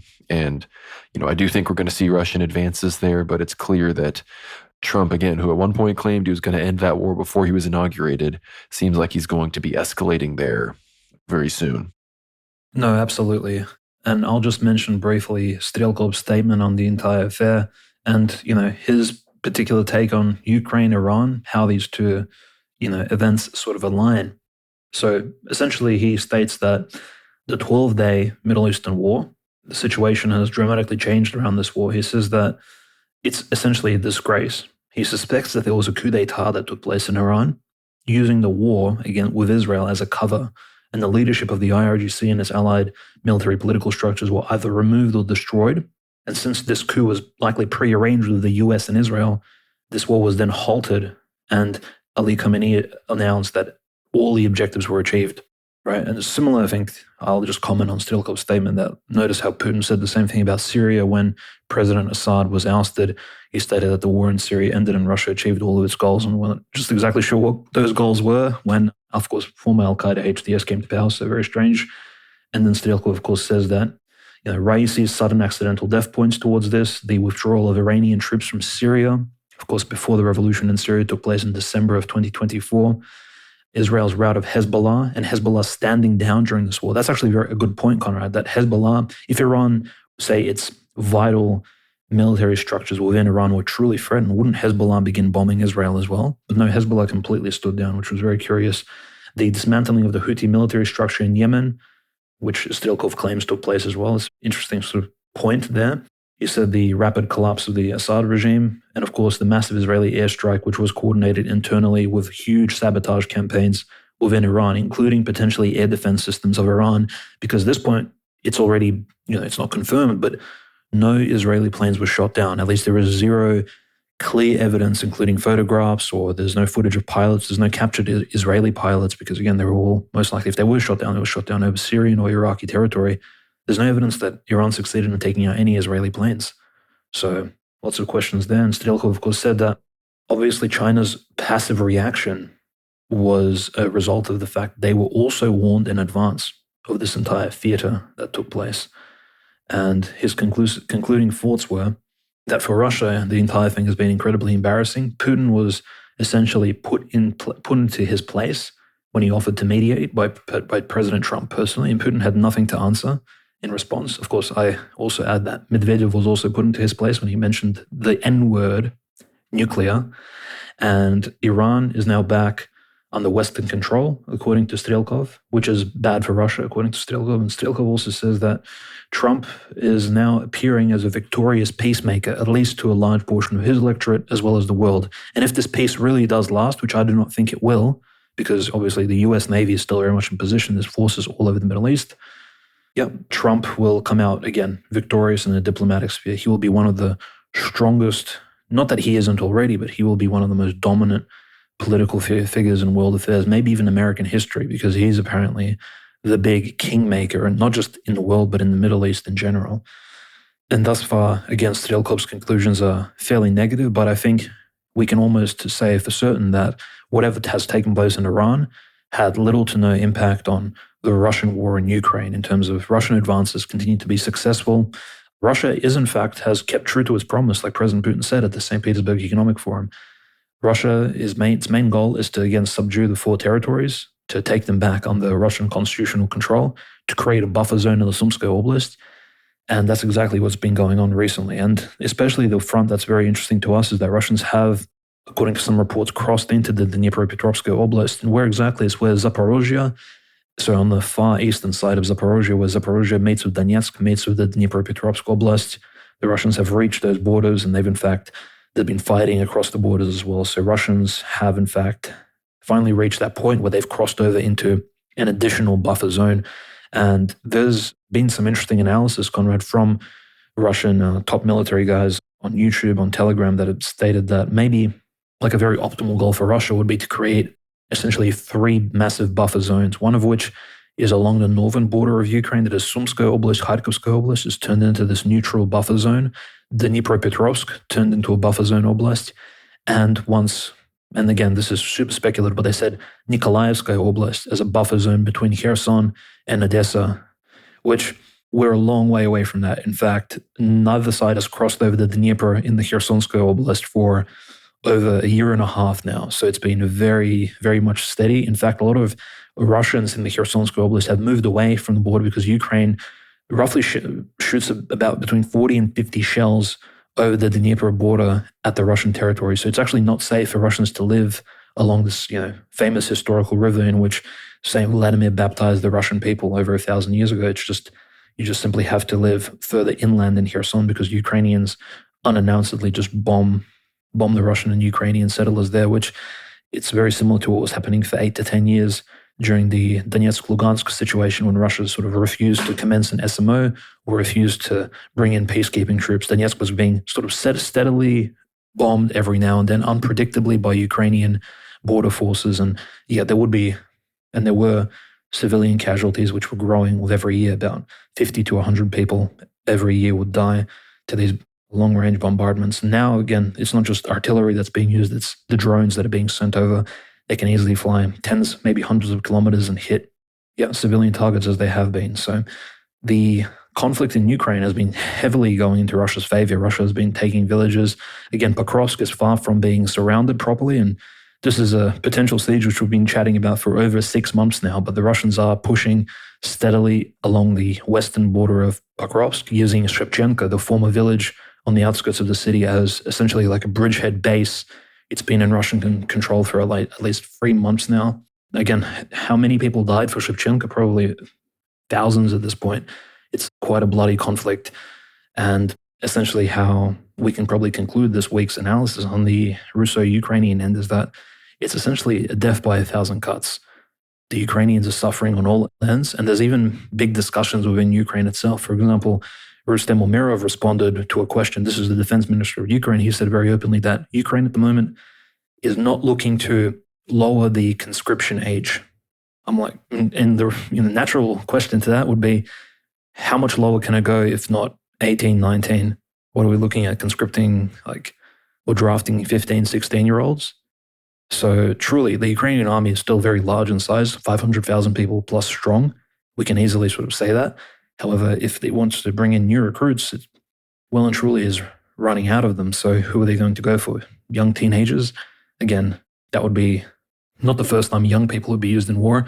As we know this week, Marco Rubio signed the peace treaty between the Democratic Republic of Congo and Rwanda. And so we know that young teenagers were used in that conflict. So it's not the first time that fighting forces have, essentially taken in children to fight for themselves. But I just want to say very briefly, Conrad, that President Putin's recent comments, and these are literally less than 24 hours old, on the Ukrainian conflict, he says that, there's been 6,000 bodies of Ukrainian troops returned to Ukraine. Ukraine itself has not actually handed over 6,000 bodies of Russians to Russia. But we know that thousands of Russians have died in the conflict. But if their bodies are not in Ukrainian possession, where are they? Have Ukrainians just been dumping them in refrigerators or worse, in some sort of basements? Or very questionable. So the body exchange, which came out of the Istanbul peace talks between Russia and Ukraine, this was one of the clear points that everyone agreed to. Like, yes, let's exchange 6,000 bodies of deceased soldiers for 6,000 bodies of deceased soldiers from either side. However, Ukraine hasn't come to the table. And in sort of answering President Putin's question as to why Ukraine hasn't really done this, the former leader of Azov, or I believe he's still the leader of Azov, Andrei Belitsky, this is a far-right Ukrainian nationalist, essentially. We used to work with Kolomoisky. He was actually asked this question as well, and he said that Ukrainians are actually not counting dead bodies at all.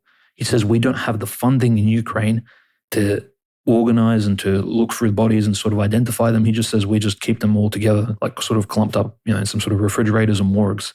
There's no identification process whatsoever. And this is why Ukraine wasn't able to, again, complete its side of the bargain and actually hand over the deceased bodies of Russians to the Russian side. So that's very concerning indeed, because where are all these tens of billions of dollars going, right, that the US and other European countries are donating to Ukraine? Super concerning. And as you said, Conrad, in relation to Erdogan, Turkey being ostensibly anti-Russian in their approaches to geopolitics and international relations, well, Putin thanked Turkey. He said that we thank President Erdogan for facilitating negotiations and confirmed willingness to, again, meet further in Istanbul, maybe for Istanbul III, to talk further. And again, this may just be Putin being polite, but we have to note that I'm sure he's aware of Erdogan's pro-Western. I mean, Erdogan is essentially in a member state of NATO country. They have huge American bases. They have essentially American nukes still on their territory. So I think Putin is just trying to facilitate some sort of diplomatic peace between Turkey and Russia for the time being, because we do know what most likely will come in the future when things escalate out of control. So very interesting. Putin is very much keeping cool, calm, and collected, not responding to Trump's shots, not responding to Medvedev's comments or anything of that sort. And hopefully he has something planned. I think a lot of Russians are really trying to trust the plan at this point as things get more and more complicated in the not just local, but Middle Eastern world affairs. No, I completely agree. And the situation in Ukraine and it's Russia itself, the drone swarms on either side have been increasing in severity and intensity. There was a huge strike on Dnipropetrovsk that, according to the West, at least reportedly left 21 people dead, hundreds of people injured.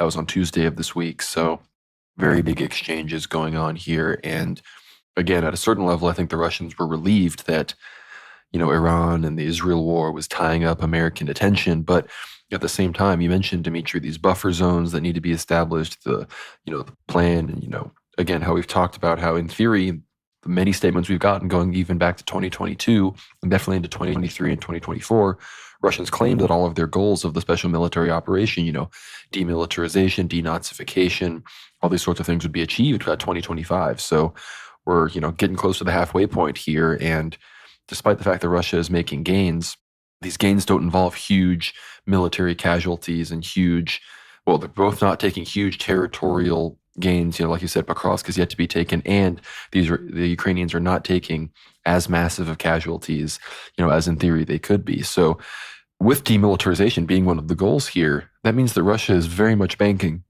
on future large-scale surrenders, military collapse, or diplomatic, deals, because they're not trying to quote-unquote demilitarize with their artillery, as it were. So the question sort of becomes, how is Russia going to enforce those buffer security zones? Do they think they're going to be given them from the West? Because based on everything Trump has signaled, I don't think that's going to happen at all. And I know Russia doesn't want to do any kind of new partial or full mobilization, but if they want to secure those buffer zones, if they want to secure cities like Zaporozhye and Kherson, then that's going to be what needs to happen.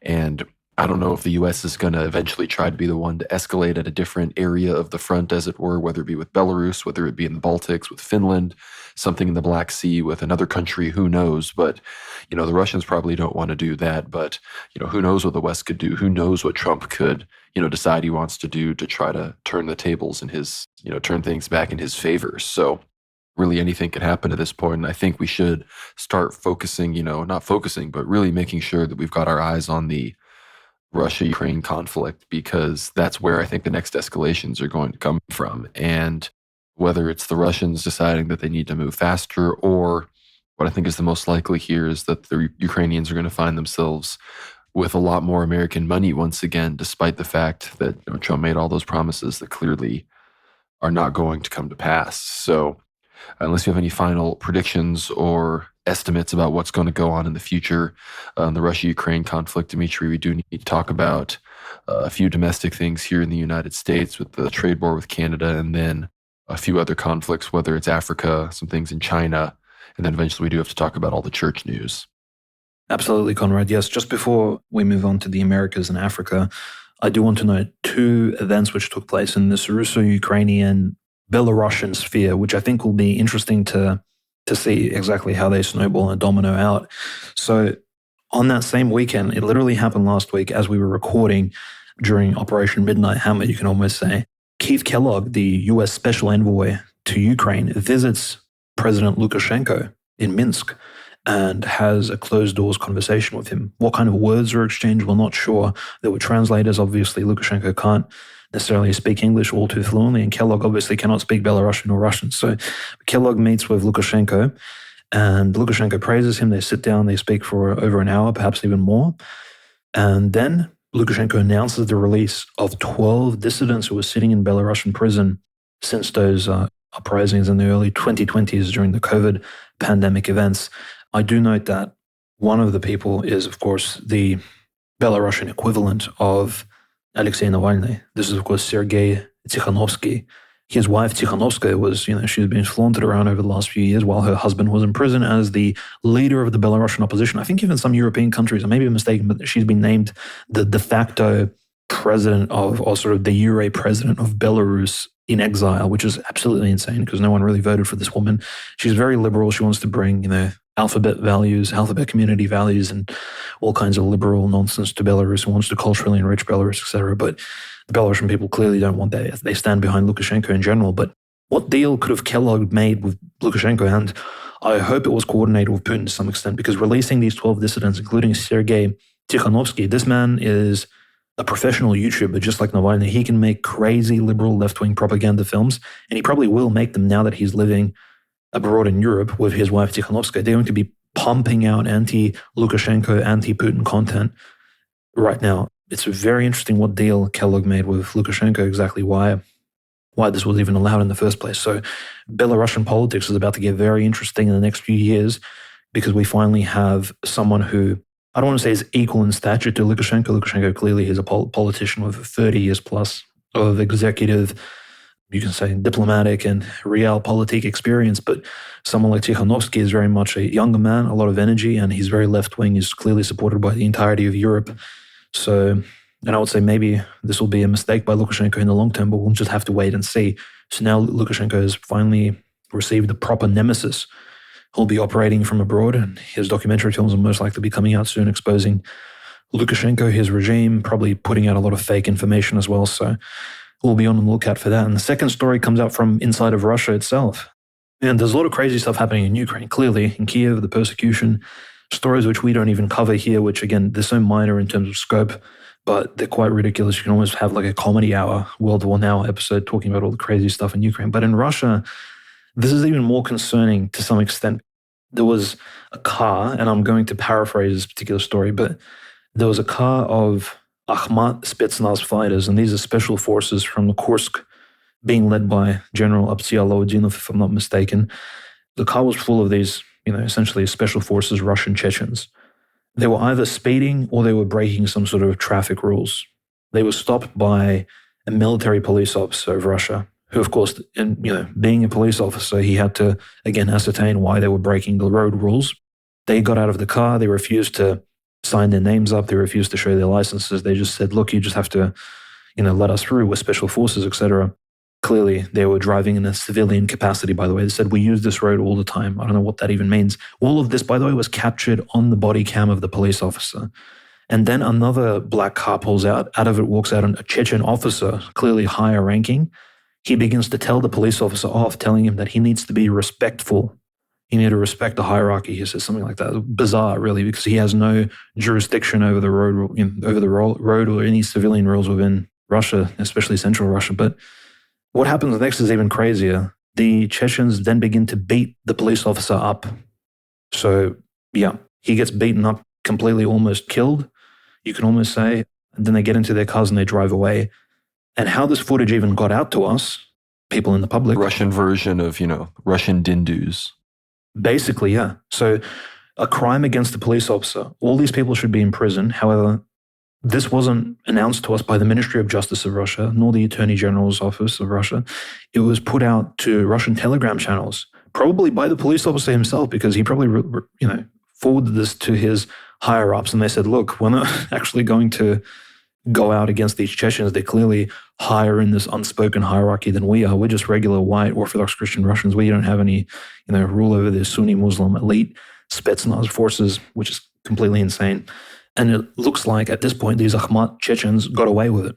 They beat up a cop. He didn't take out his taser, nor a baton, nor even his pistol. He could have, and I'm going to quote Pavel Gubaryov, right, the former governor of Novorossiya, a veteran of the 2014 war. His wife is as well a big-time patriot. He stated very openly, he said, if the military police personnel on duty had acted according to regulations, all the arriving Akhmat fighters should have been neutralized. First, by readiness to use weapons, and if necessary, by opening fire to kill, as they should have been considered potential saboteurs. In our army, everyone knows that in conflicts between Russians and Akhmat, the system operates in the latter's interests, so in the interests of the Chechens. That's why people are simply afraid of unnecessary consequences. Akhmat fighters have been caught on camera in similar situations before. And he says that in essence, such incidents represent a deliberate effort by a group of individuals aimed at undermining military discipline in the zone of the SMO. So very concerning news. And it really does show, Conrad, that, look, if this happened in America, even near a military base, if an MP or a police officer ever was beaten up or even threatened with physical force by military personnel, the cop or the sheriff would probably even open fire on the people in military uniforms, because simply it's just there's a clear division of power here, and police officers shouldn't be beaten up for carrying out their duty properly. And it's very concerning. And this is just one of the many consequences, and I think far-reaching things, and I guess the sphere of the Russian world generally. The Muslim question of the Caucuses, right? The new divisions of power, PTSD, trauma among veterans, all of these things will come into effect very shortly. This war will not have just simply consequences for the front lines, but also for those, essentially domestically in the civil sphere of life. Unfortunately, this is just the nature of warfare. It creates a lot of trauma. It also creates potential instabilities within a country. I mean, we saw that, we had this week the anniversary of the Prigozhin revolt, the 2-year anniversary of that, and we still don't know what the true causes or what the catalyst or the pretext for that were, or even how Lukashenko managed to stop Prigozhin and Dmitry Utkin from driving all the way to Moscow and essentially creating a civil war type situation. So it's very concerning when situations like this happen, because essentially you have Russian patriots on both sides fighting each other. I mean, we can say that in a general sense, but clearly there's more things behind the scenes operating. There's unspoken hierarchies. There's a preference being given to Russian Jews as well as certain members of the Muslim community within the Russian Federation. And this needs to be called out. And unfortunately, the Russian media simply won't cover this. So a very important story, which it's not just in the US where there are double standards and lies being perpetrated. So we need to cover this very accurately. Yeah, the White Russians need to reassert who's really in charge here. But shifting to the American front briefly, most of these stories I want to honestly save for my live stream this coming Tuesday. I want to talk about the Zoran Mamdani New York mayoral victory, as well as the recent Peter Thiel Palantir interview with Ross Douthat, where he says some insane nonsense. But we do have to briefly mention this new trade war that seems to be coming with Canada. From CNN, President Trump said Friday that he's put an end to trade talks with Canada and will soon announce a new tariff rate for that country, he said in a Truth Social post on Friday. The decision to end negotiations, which have been ongoing for several months, came after Canada announced a digital service tax, Trump said, calling it a direct and blatant attack on our country. Based on this egregious tax, we are hereby terminating all discussions on trade with Canada effective immediately. We will let Canada know the tariff that they will be paying to do business with the United States of America within the next 7-day period, he said. So this is a fairly big deal economically speaking. And when it came to the Iran war, Many people have said that, behind the scenes, the Americans and the Chinese realized they needed to not let this escalate because of, the potential for skyrocketing oil prices, and how between domestic real estate markets and other trade issues that everyone's been having, that skyrocketing oil prices would be just too much, and we could enter into a major global recession and potentially, depressionary periods that could lead to, very problematic issues where in the US, we could finally have our debt catch up with us. We'd be unable to pay entitlements. And many people have said that once that starts hitting, that's going to be the true end of the American empire, where we're going to see things really start to change, and we're going to start to see things start to stop working properly. And people, even on the home front, start to be like, whoa, are we really the world leaders anymore? But I think everyone needs to tune into the live stream later this week, 7:45 p.m. Central Time. I talk about all sorts of things. Obviously, if bigger things happen, those can get thrown to the side, but we'll be reacting to the relevant content at that point. But the other big news, the last thing I wanted to say from the US before we briefly talk about some other fronts, was the vote in the US Senate. I believe it was proposed by Rand Paul. They wanted to basically restrain Trump regarding war and strikes on Iran, say that this was not authorized by Congress. These acts of war, bypass the legislative branch and are thus unconstitutional. But that failed. Only 47 senators voted basically against giving the president a blank check to destroy Iran if he wants to. So that shows you, the Jewish stranglehold that not only exists in the executive branch, the judiciary, the legislative branch as well. So, that's the situation that we are in right now. But the other big victory that Trump has been claiming is this new ceasefire that Marco Rubio signed with the Rwandans and the Congolese regarding the M23 war in the Congo. Again, this has been declared for a long time that it had been announced. It said it was in theory enacted, but it never was established. The last I checked, M23 had pulled all of its negotiators out of Qatar and were operating independently. So I'm not sure if the Rwandan delegation still has, any kind of control over M23, but in theory, the ceasefire was signed in Washington by the Congolese and Rwandan delegations with Marco Rubio, and they should, in theory, go into effect. We'll see if M23 in any way honors it. But the only other news I know from Africa is that there's some escalations in Ethiopia with the Ethiopian civil war. Some say it risks reigniting with the Tigrayans, the Ethiopians, the region that borders Eritrea, the very Orthodox region that at one point sort of controlled all of Ethiopia. Rumor has it that they've been getting more support from the Eritreans and are potentially going to mobilize against the central Ethiopian government again here in the near future.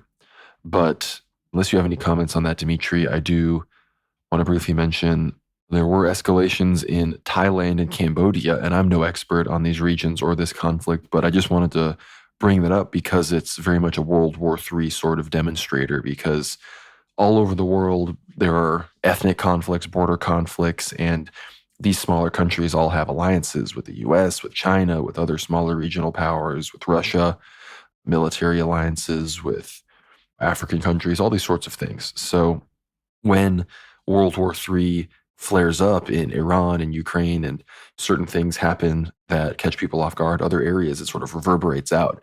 And we're seeing right now this big border dispute between Cambodia and Thailand.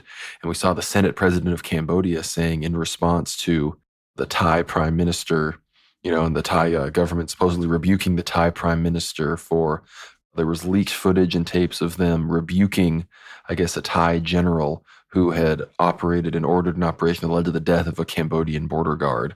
And so, Thai nationalists were like getting super angry and wanting to escalate. And so in response, these Cambodians and government, Hun Sen, the Senate president of Cambodia, he said, "We have weapons that are capable of reaching Bangkok. Cambodia is losing patience. The current government does not have enough power to make decisions and consensus to represent Thailand in solving border disputes." So we'll be watching this closely. Obviously, both of these countries have ties with China. The U.S. has been waging sort of a soft war against the government in Thailand for a long time, both defaming the monarchy and making sure the civilian government is of a liberal Western variety. So much like they've been doing in Myanmar, much like they always doing in Vietnam, the U.S. and their NGO circuit is very powerful in Indochina, much because the Pentagon and the State Department in the U.S., the Hawks, a lot of them, a branch of them, are really trying to pivot to Indo-Pacific comm, the South Pacific, and confronting China, and are desperately trying to wrap things up in the Middle East and Russia-Ukraine. But world Jewry simply will not allow them. World Jewry will not allow them to abandon Israel to be taken over and bombed by Iran. And world Jewry will not allow Russia to reassert itself as a civilization state. But that does bring me to the point of, we should have maybe mentioned this earlier, but you mentioned the comments from Putin about the 2 million Israelis. The possibility, and Candace Owens was talking about this actually, of the new heavenly Jerusalem potentially emerging out of that. Like, imagine a future where the Iranians, are actually threatening Israel.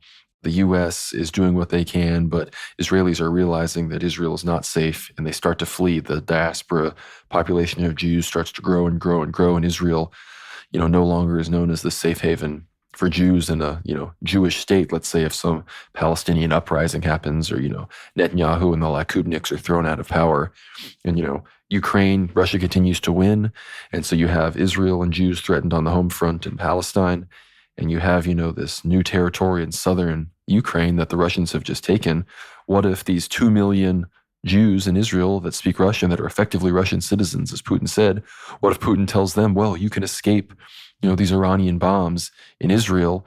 Perhaps Putin allows Iran to keep bombing, but doesn't help them. But his response way to help Israel is to take 2 million plus Russian-speaking Jews and populate them throughout, New Heavenly Jerusalem, Odessa, Nikolaev, Dnepropetrovsk, we've all seen the map. So I'm wondering if that's something that we'll be seeing in the future. And if we do see it, then, well, you heard it here first on World War Now. But unless you have anything from Africa or the South Pacific or anything else, Dmitry, we can probably move on to church news. No, absolutely. First and foremost, I want to congratulate all of our Serbian listeners. I know we have many of them. It is the anniversary. We're recording on the 27th of June here, crossing over into the 28th of June at night. And, it is the sort of special day. Vidovan, you do celebrate the Serbian battle against the Ottoman Turkish invaders at the Battle of Kosovo, right, which took place on the 28th of June. So it's a very special day. But also, now that, we're discussing the Third World War, we just have to quickly commemorate the First World War. It began literally on the 28th of June, or you can say that, the pretext was given when Archduke Franz Ferdinand of Austria was assassinated, the nephew and the heir to the Emperor of Austria-Hungary, Franz Joseph of Austria.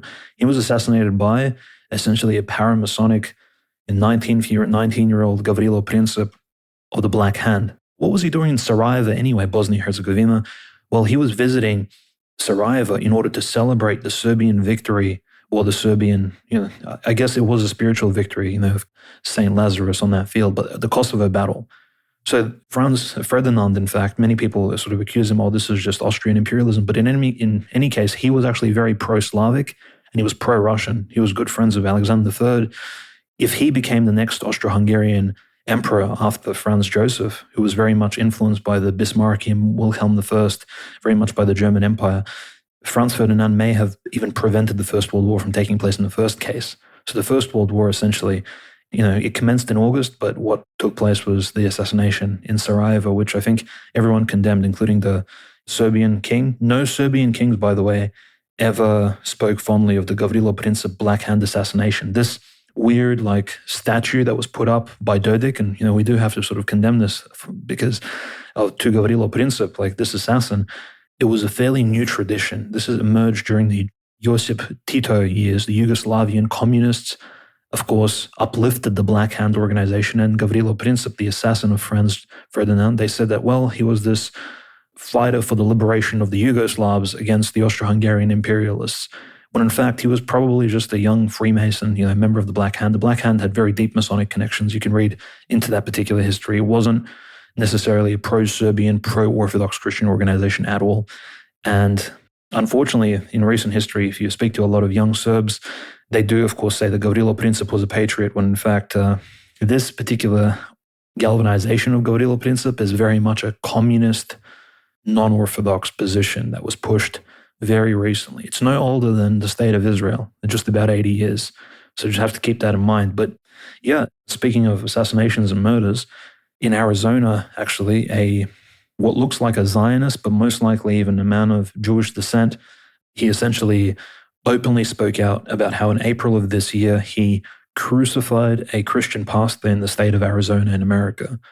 and that he had plans to kill at least 14 more Christian pastors around America in a ritualistic fashion. Again, crucifying someone is not just, especially in this modern world, it's not just a regular form of murder. It's clearly ritualized. This man had a very strange Hebrew tattoo on his neck, very strange looking fellow. His name was Adam. Maybe, again, either a hyper-Zionist or a Jew himself. And it just points to the fact that this world is getting a lot crazier. We're literally seeing Protestant Catholic priests being killed around the world, as well as Orthodox Christian clergymen as well, in very strange fashions. So the world is definitely heading into a dark place. But yeah, even American pastors, it seems, aren't safe from these particular crazy Zionist-leaning figures. But this is very poignant, because just across the world, from America in Ukraine, there's been recent reports coming out of the Chernovtsi Cathedral, which we spoke about last week, this news was kind of overshadowed by the Operation Midnight Hammer and the bombing of Iran. But we did talk about the Chernovtsi Cathedral, how it was taken over by Ukrainian special forces, and especially these homemade militias, which were infiltrated by SBU agents. And in fact, they were working maybe in light collaboration of the Ukrainian police. This is important because news actually came out from the UK. A Ukrainian politician, we talked about him last year, I believe early 2024, he actually escaped from Ukraine. He was a member of the Ukrainian parliament. He escaped to the UK because he said Zelensky was planning an assassination against him, young Artyom Dmitriy. And Dmitriy, he was a very right-wing Orthodox Christian Ukrainian politician. I think he was 32 or 33, very young, super handsome, looks like a proper Viking, Nordic type of guy, very well-spoken. He actually came out in an interview on Ukrainian YouTube, and he clearly said that he has information about the taking over of that cathedral in Chernovtsi. It was taken over by executive order of Zelensky himself. So the SBU came out with a report to Zelensky. They said, look, we have our eyes on this particular cathedral. We can have our guys on the ground, our assets, our undercover officers essentially take this cathedral over. You just have to give us the green light. And Zelensky agreed to it. And so this is what Artyom Dmitriy is claiming. At the moment, he's claiming asylum in the UK, claiming that the Ukrainian government wants to murder him. He used to be very heavily anti-Russian, almost like a far-right Ukrainian Bandera type of figure. But now he's already coming out sort of apologizing to Russia, saying that, look, he had this pro-Ukrainian position. He was delusional in his mid-20s. Now he's changed. He's matured a lot more. He's become more conservative. But he was always a supporter of Metropolitan Onufri, very interestingly. And he was the one in the Ukrainian Rada who spoke out against the persecution of the church. So one of the best Ukrainian politicians, honestly, who is still around. And he said that Zelensky was behind the Chernovtsi Cathedral takeover and the beating of those Orthodox Christian priests there. Again, the tear gassing of the Metropolitan Militias of Chernovtsi. This particular takeover, again, has caught essentially Ukraine by storm because it was all filmed. No one wants to really see footage of priests bloodied and beaten and bruised. Very unsavory sight. And again, especially for the Western world, who kind of see the West as defenders of Christendom, right? The Judeo-Christian values, when in fact, look, it's Christians who are suffering in Ukraine at the hands of Zelensky's government. Clearly, Judeo-Christian values don't really cover this particular event very accurately. And Metropolitan Feodosy of Cherkasy, just the long-suffering confessor of the faith, we can clearly say this. He came out in a 3.5 minutes sermon, and he spoke out about the political position of the Ukrainian Orthodox Church, Metropolitan Onufri. I think Metropolitan Feodosy is probably one of the, I would say, moral leaders of the Ukrainian church. He authoritatively stated that Ukraine should not seek autocephaly. It is autonomous now. It has full autonomy. It's had autonomy since 1991, and it's completely fine being autonomous. There's no need to proclaim Ukraine as an autocephalous, separate church. There's no reason for that to take place. And he actually compared, in very strong terms, he compared Ukraine announcing autocephaly, if it does that, to a sacrifice to the demonic god Baal. So very strong sermon coming out from him in the Archdiocese of Cherkasy, in that particular big diocese just to the southeast of Kiev. Again, Cherkasy has been under attack by Zelensky's government for a long time. Metropolitan Feodosius is no friend of Zelensky, but even so, he sees any announcement of autocephaly as a betrayal of Orthodox Christian values in Ukraine. And I have to agree with him. I think we've heavily spoken out that the SMO and any war between Russia and Ukraine at the moment should not be used as a pretext to separate or cause a schism among Orthodox Christians. Orthodox Christians should, at the very worst, remain neutral, and at the best, they should, again, call for some sort of pacifist-type solution from the Ukrainian side. Again, Metropolitan Longin last week has called out for a complete stand down for Ukrainian Orthodox Christians to protect their brothers who are being forcefully kidnapped and conscripted. We can see the hierarchs of the Ukrainian Orthodox Church, the canonical church, actually actively now speaking out against the religious escalation which has taken place in Ukraine. And I'll briefly mention, in relation to the Chernovtsi, Conrad, the OCU equivalent of the Chernovtsi Metropolitan, Bishop Theognostus, right? So it's funny how even physiognomy-wise, you look at Bishop Theognostus and you look at Metropolitan Meletius, right? Theognostus being OCU, Meletius being UOC, and just looking at their faces, you can tell who's canonical.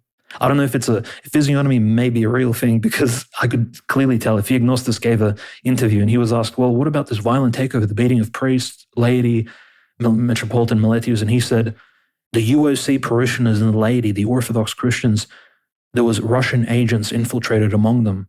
They provoked the entire thing. They called the police, they provoked the tear gassing, they provoked the takeover of the cathedral was completely false. He just, on camera, this is the OCU Bartholomew Sergei Jemenko supported Bishop Theognostus. I don't even know if he's a bishop. Who knows who exactly blessed this person to even wear the robe. But yeah, he clearly spoke out that, look, it's the actual laity of the UOC who provoked the entire thing. Again, these people are just sycophantically supportive of the Zelensky government and all this crazy persecution taking place. And I'm very sad that Patriarch Bartholomew supports this sort of nonsense, because this is, this may come back to bite the Greek Orthodox bishops supporting this persecution very actively, because in the future, when the Turks carry out similar events, they're going to appear as the boys who cried wolf by supporting this. Who knows how God exactly will punish these particular promoters of schism in the land of Ukraine.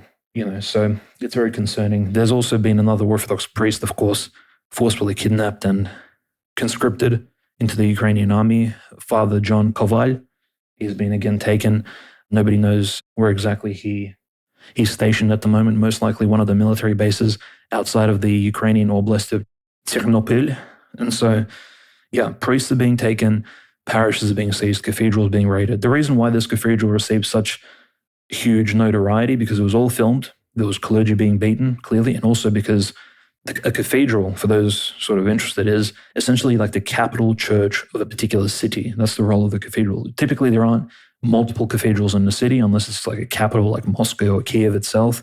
So this particular cathedral meant a lot for the people of Chernovtsi, and it was completely desecrated. Maybe, Conrad, you can give us some insight into that, because it's highly disturbing. Yes, we have reports about this from the Union of Orthodox Journalists and orthochristian.com, and I'll just read the reports here. Many people saw the headlines, that it was these Ukrainian scumbags used the altar as a toilet. These are the horrible things. This is from Ortho Christian. It says, multiple Orthodox representatives report that militants brought in by the Orthodox Church of Ukraine desecrated the Holy Spirit Cathedral's altar by using it as a toilet during their attempted seizure of the canonical church property on June 17th.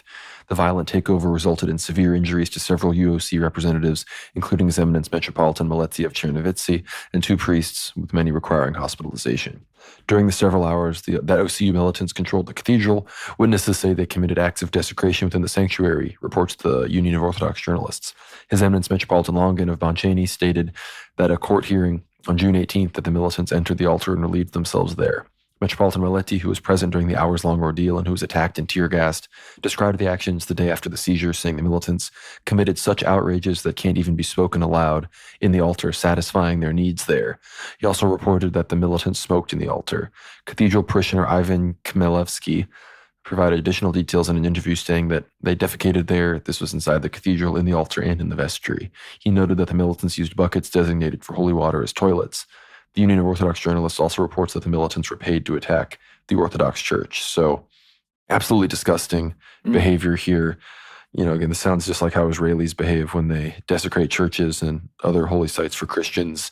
And at this point, again, we've already given our analysis on why we think there will be Russian advances on the ground, military speaking, from our actual strategic analysis. But this is the type of thing that will lead to total Ukrainian disaster on the battlefield, as people doing this kind of satanic nonsense and, associating themselves with the lowest things of society, poop and desecration and blasphemy and this kind of evil, childish, satanic, just garbage. And that's sort of what the Ukrainian state is descending into. So at this point, I think a lot of people, not enough, but a lot of people around the world are really ready for the Russians to take the gloves off. But an unfortunate set of news, and we've talked about it several times at this point, so I'm not going to give, a huge detailed rundown, but I'm going to read the latest news from the Patriarchate of Antioch about, the attack on the Mar Elias, St. Elias Church in Damascus.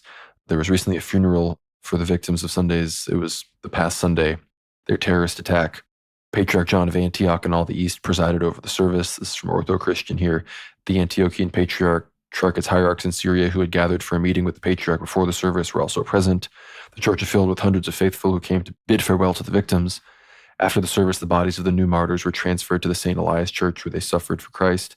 Prayers were again offered for the repose of their souls there before they were buried in the cemetery. Patriarch John delivered a powerful homily addressing the terrorist attack that claimed 22 lives and wounded over 50 people. Speaking directly to the martyrs, he declared that they had borne witness on the Sunday commemorating the saints of Antioch and now dwell in divine light as children of the resurrection.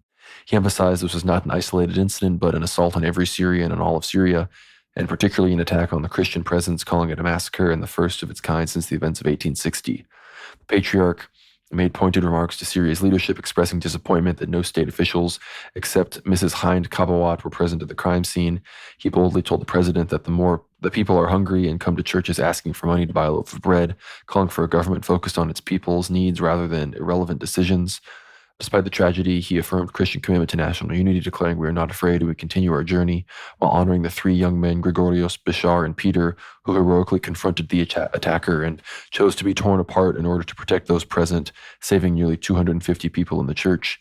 His beatitude. The article then has his entire homily listed here, which you can all read if you go to orthochristian.com. But 22 new martyrs of the church. It appears that these people are all going to be sort of considered in this venerable state for a while. And I don't know how the investigative process for these sorts of things works, but I'm sure that will pretty much begin quite soon. And I wouldn't be surprised if these people are venerated as saints in the future in our church. I wouldn't be surprised as well if in the next few months we hear reports of miracles from these people, whether it be appearing to loved ones or appearing to people in similar dire situations and saving them. These are the kinds of things that occur in our beautiful Orthodox Church. And I know here in America, Metropolitan Saba has ordered that there be memorial services for the new martyrs of Syria, I believe, on Saturday. So by the time you're listening to this, these may have already occurred. And then I believe even at the end of the liturgies on Sunday. So pray for us, new martyrs of Syria.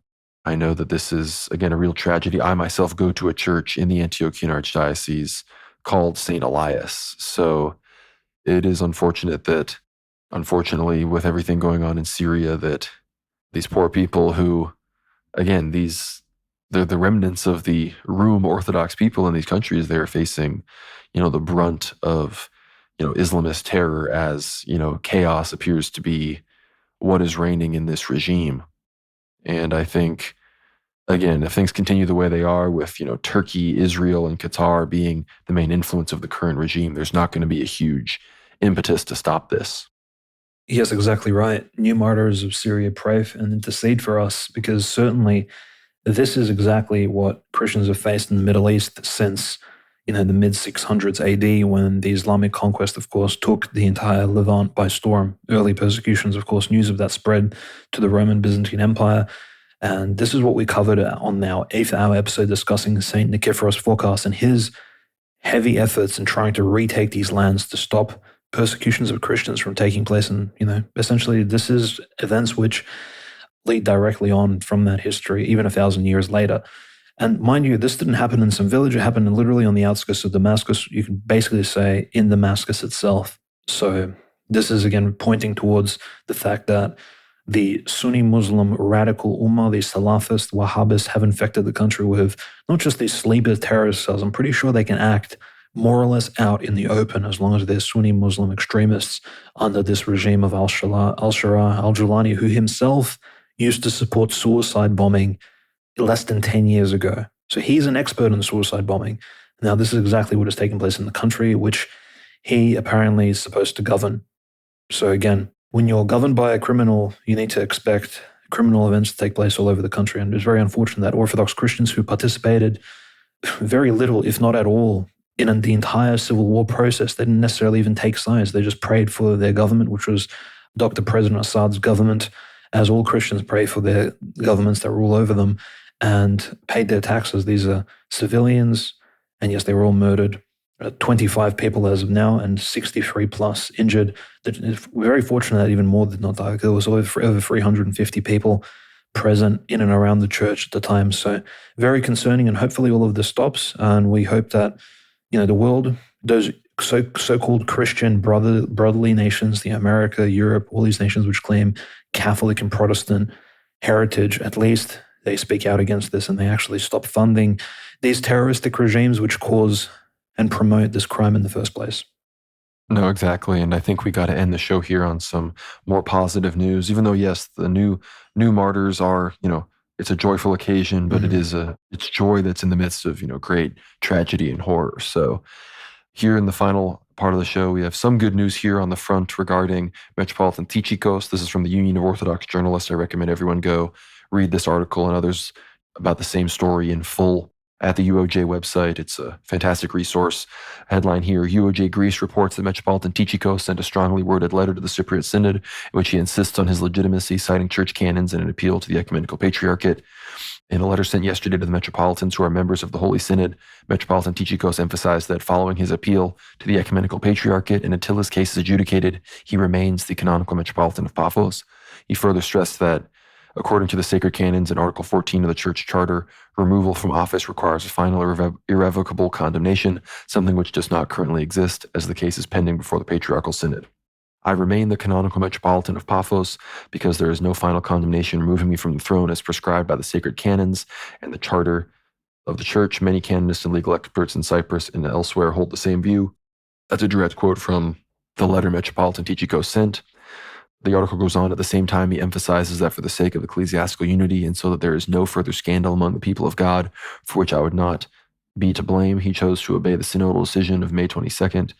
However, he makes it clear that any act made in my absence at tomorrow's regular synod session, for which I have not received an invitation to participate, that concerns matters of the Holy Metropolis of Paphos or myself, has no validity until the final decision of the Ecumenical Patriarchate. Metropolitan Tychikos also expresses clear frustration that despite repeatedly requesting the documents related to his condemnation, the decision, the minutes, and the evidence, they have still not been provided to him. In the same letter, Metropolitan Tychikos states that he obeyed the verbal instruction of the Archbishop not to serve liturgically because, as his beatitude told him, the people are unsettled by the Synod's May 22nd decision. For that reason, he did not serve during the major feasts of the Ascension, the Holy Father's Pentecost, the Holy Spirit, St. Barnabas, and all saints. However, he emphasizes, it is inconceivable for a priest not to serve, how much more so for a bishop. For this reason, he is now asking for a blessing from the Synod to serve on Sunday, July 6th, in his home village of Masana, Paphos, to commemorate the 6th anniversary of his mother's repose, and afterwards the Monastery of the Holy Cross in Minthus, and occasionally in churches of the Holy Metropolis of Paphos since he resides within the metropolis. He concludes with a meaningful statement, I have no intention to provoke, but neither will I cease to be a bishop or fail to carry out my episcopal duties. Metropolitan Tychikos' actions, first his canonical appeal, then the submission of the profession of faith, in which he denounced indiscriminate schism without the conditions required by the sacred canons, and now this letter to the synodal hierarchs have placed the Archbishop in a difficult position. He is now facing growing dissatisfaction not only among the faithful, but even among the 9 bishops who initially supported and condemned Tychikos. According to our sources, most of these hierarchs have since regretted their decision, as they needlessly dragged the faithful in the church into turmoil, as one of them reportedly said. And then if you can go to this article, you can read the full letter that Metropolitan Tychikos sent to the Church of Cyprus' Synod. That's a great article. But there's a lot of big updates there, so it's clear that he's asserting his rights for the next 6 months to maintain his seat as the Metropolitan. And it sounds, and I think this is likely true, that many of these bishops that I think were goaded and guilted into somehow voting to remove Tychikos from his cathedra, they now regret this. So hopefully, for some reason, God can move things and the Holy Spirit can work, and somehow maybe the Patriarchate of Constantinople can do the right thing and Metropolitan Tychikos can be returned to his rightful throne. I think that's what we would all like to see. But the final story I wanted to talk about, of course, is Mel Gibson has visited the Hilander Monastery on Mount Athos, which many know is the Serbian monastery on Mount Athos. He's reported to have said, I've never felt such a strong connection with God anywhere like I did here. And there have been many pictures posted on the Hilander Instagram. Lots of Serbian sources are posting pictures with, monks and hieromonks and the abbot of Hilander with Mel Gibson. And I'm wondering if this has anything to do with his upcoming film, The Resurrection of the Christ, the sequel to The Passion of the Christ, which initially he described it, it was about the harrowing of Hades, which I was, wondering if that's true. Then I'm wondering if he's going to be more interested in sort of Orthodox soteriology and Orthodox Christian understandings of what actually occurred when Christ's soul was separated from his body and he descended into Hades and, freed all the souls there. So perhaps, this film will lead to Mel Gibson becoming Orthodox. He will be, baptized into the Orthodox Church if he's got that Athonite connection. And I think, this would be amazing, especially in the context of that film. It would be amazing if it has a truly Orthodox understanding of the crucifixion, the death, and resurrection of Christ. So this was quite amazing to see. I wasn't able to go to Helander myself when I went to Mount Athos, but I would love to. I don't know if he has any intentions of going anywhere else, like Zographou, Philotheo, Panteleimon, but it's really awesome to see Mel Gibson doing all of this. So Dmitry, we're past 2 hours here. I'd love to hear your thoughts on the Metropolitan Tychikos and the Cyprus situation, as well as Mel Gibson, and then you can give us some last words. No, I'm very happy that Metropolitan Tychikos is in, good spirits. Like, he's hopeful that in the future all of this will be resolved. We know Cyprus is a geopolitical base of US as well as Israeli interests, but it looks like spiritually it's a real battleground as well. So we will keep him in our prayers, and of course, Metropolitan Neophytos as well, and all the people of Cyprus, namely, especially our Greek brothers there. So, that land that's in and of itself, the potential evangelism and proselytism that can take place, especially in northern Cyprus, and hopefully when the land is reunited, is huge. The prospects there are gigantic. Maybe even the evangelization of all the Turkic peoples can begin on that island. But maybe we'll save that for a special episode in relation to Cyprus in the future. In any case, Mel Gibson news is amazing. I mean, we know recently he's partnered up with Lionsgate Films to produce the Resurrection of the Christ. That particular production studio made Hunger Games, John Wick, all these Twilight films, etc. So they've made great film series before, great in terms of, in Hollywood they produced a lot of money. So Mel Gibson is going to release the Resurrection of the Christ in 2026 prospectively. And, hopefully his spiritual journey actually does lead him away from sedevacantism, away from sort of very hardcore conservative Catholicism to the true church, which I think he's been seeking all this time. It's simply in the West doesn't receive much coverage. So I think he's been isolated from the truth for a long time. And finally, he's managing to experience it himself on the Holy Peninsula, the Mount Athos monasteries, and among all those monks and great teachers of the faith. So that's amazing news, very white-pilling. Thank you, Conrad. And for all of you supporting our show, we have an amazing series of episodes, a great documentary finally translated by our friends, as Conrad said at the beginning of the episode. Thank you for your support. You guys made this happen. You've pushed World War Now, promoted this new media company. I don't want to even call it a movement, because frankly, the content we produce comes very personally from us. We love the content we make for you guys. This documentary is a large part of that, organizing the subtitles for it through Conrad's connections to the greater Russian world. And again, the analysis episode coming out with Charles, it's already been released actually, so definitely give that a listen. Almost 2.5 hours of proper analysis of the Russian Revolution, which we were planning to bring you guys for over 2 years now. And definitely this is part one of the many, I would say, elongated series of us sitting down with Mr. Charles Bausman discussing the Russian Revolution and who exactly was behind it, step by step, breaking it all down for you. There'll probably be 10 plus hours of content by the end of it. So thank you for your support and our listeners. And we appreciate the prayers for us as we're sort of reaching the end of the Apostles' Fast here in June. No, it's true. The documentary, Death of Empire, The Fall of an Empire, be sure to check that out. It's going to be linked down below in the links below in this episode. So check it out, get behind the paywall, get access to the full episode. It's a critically important documentary, both about the realities of what really happened in the Bolshevik Revolution, but also the truth about the saintly Tsar Nicholas II and, the realities of how prosperous the Russian Empire was and what, the Russian people ultimately were giving away when they rose up against the last legitimate Christian emperor and overthrew, the Catacon, the Roman emperor, the facilitator of the Third Rome. So check it out. Linked down below. Really great stuff, as well as our episode with Charles, sort of talking about it, commenting about it, explaining the context of the documentary and how we sort of came into possession of it. So thank you all so much for listening. All of this can be found at worldwarnow.co if you're listening on YouTube, Substack, or Apple Podcasts, wherever, podcasts are found that you happen to be listening to.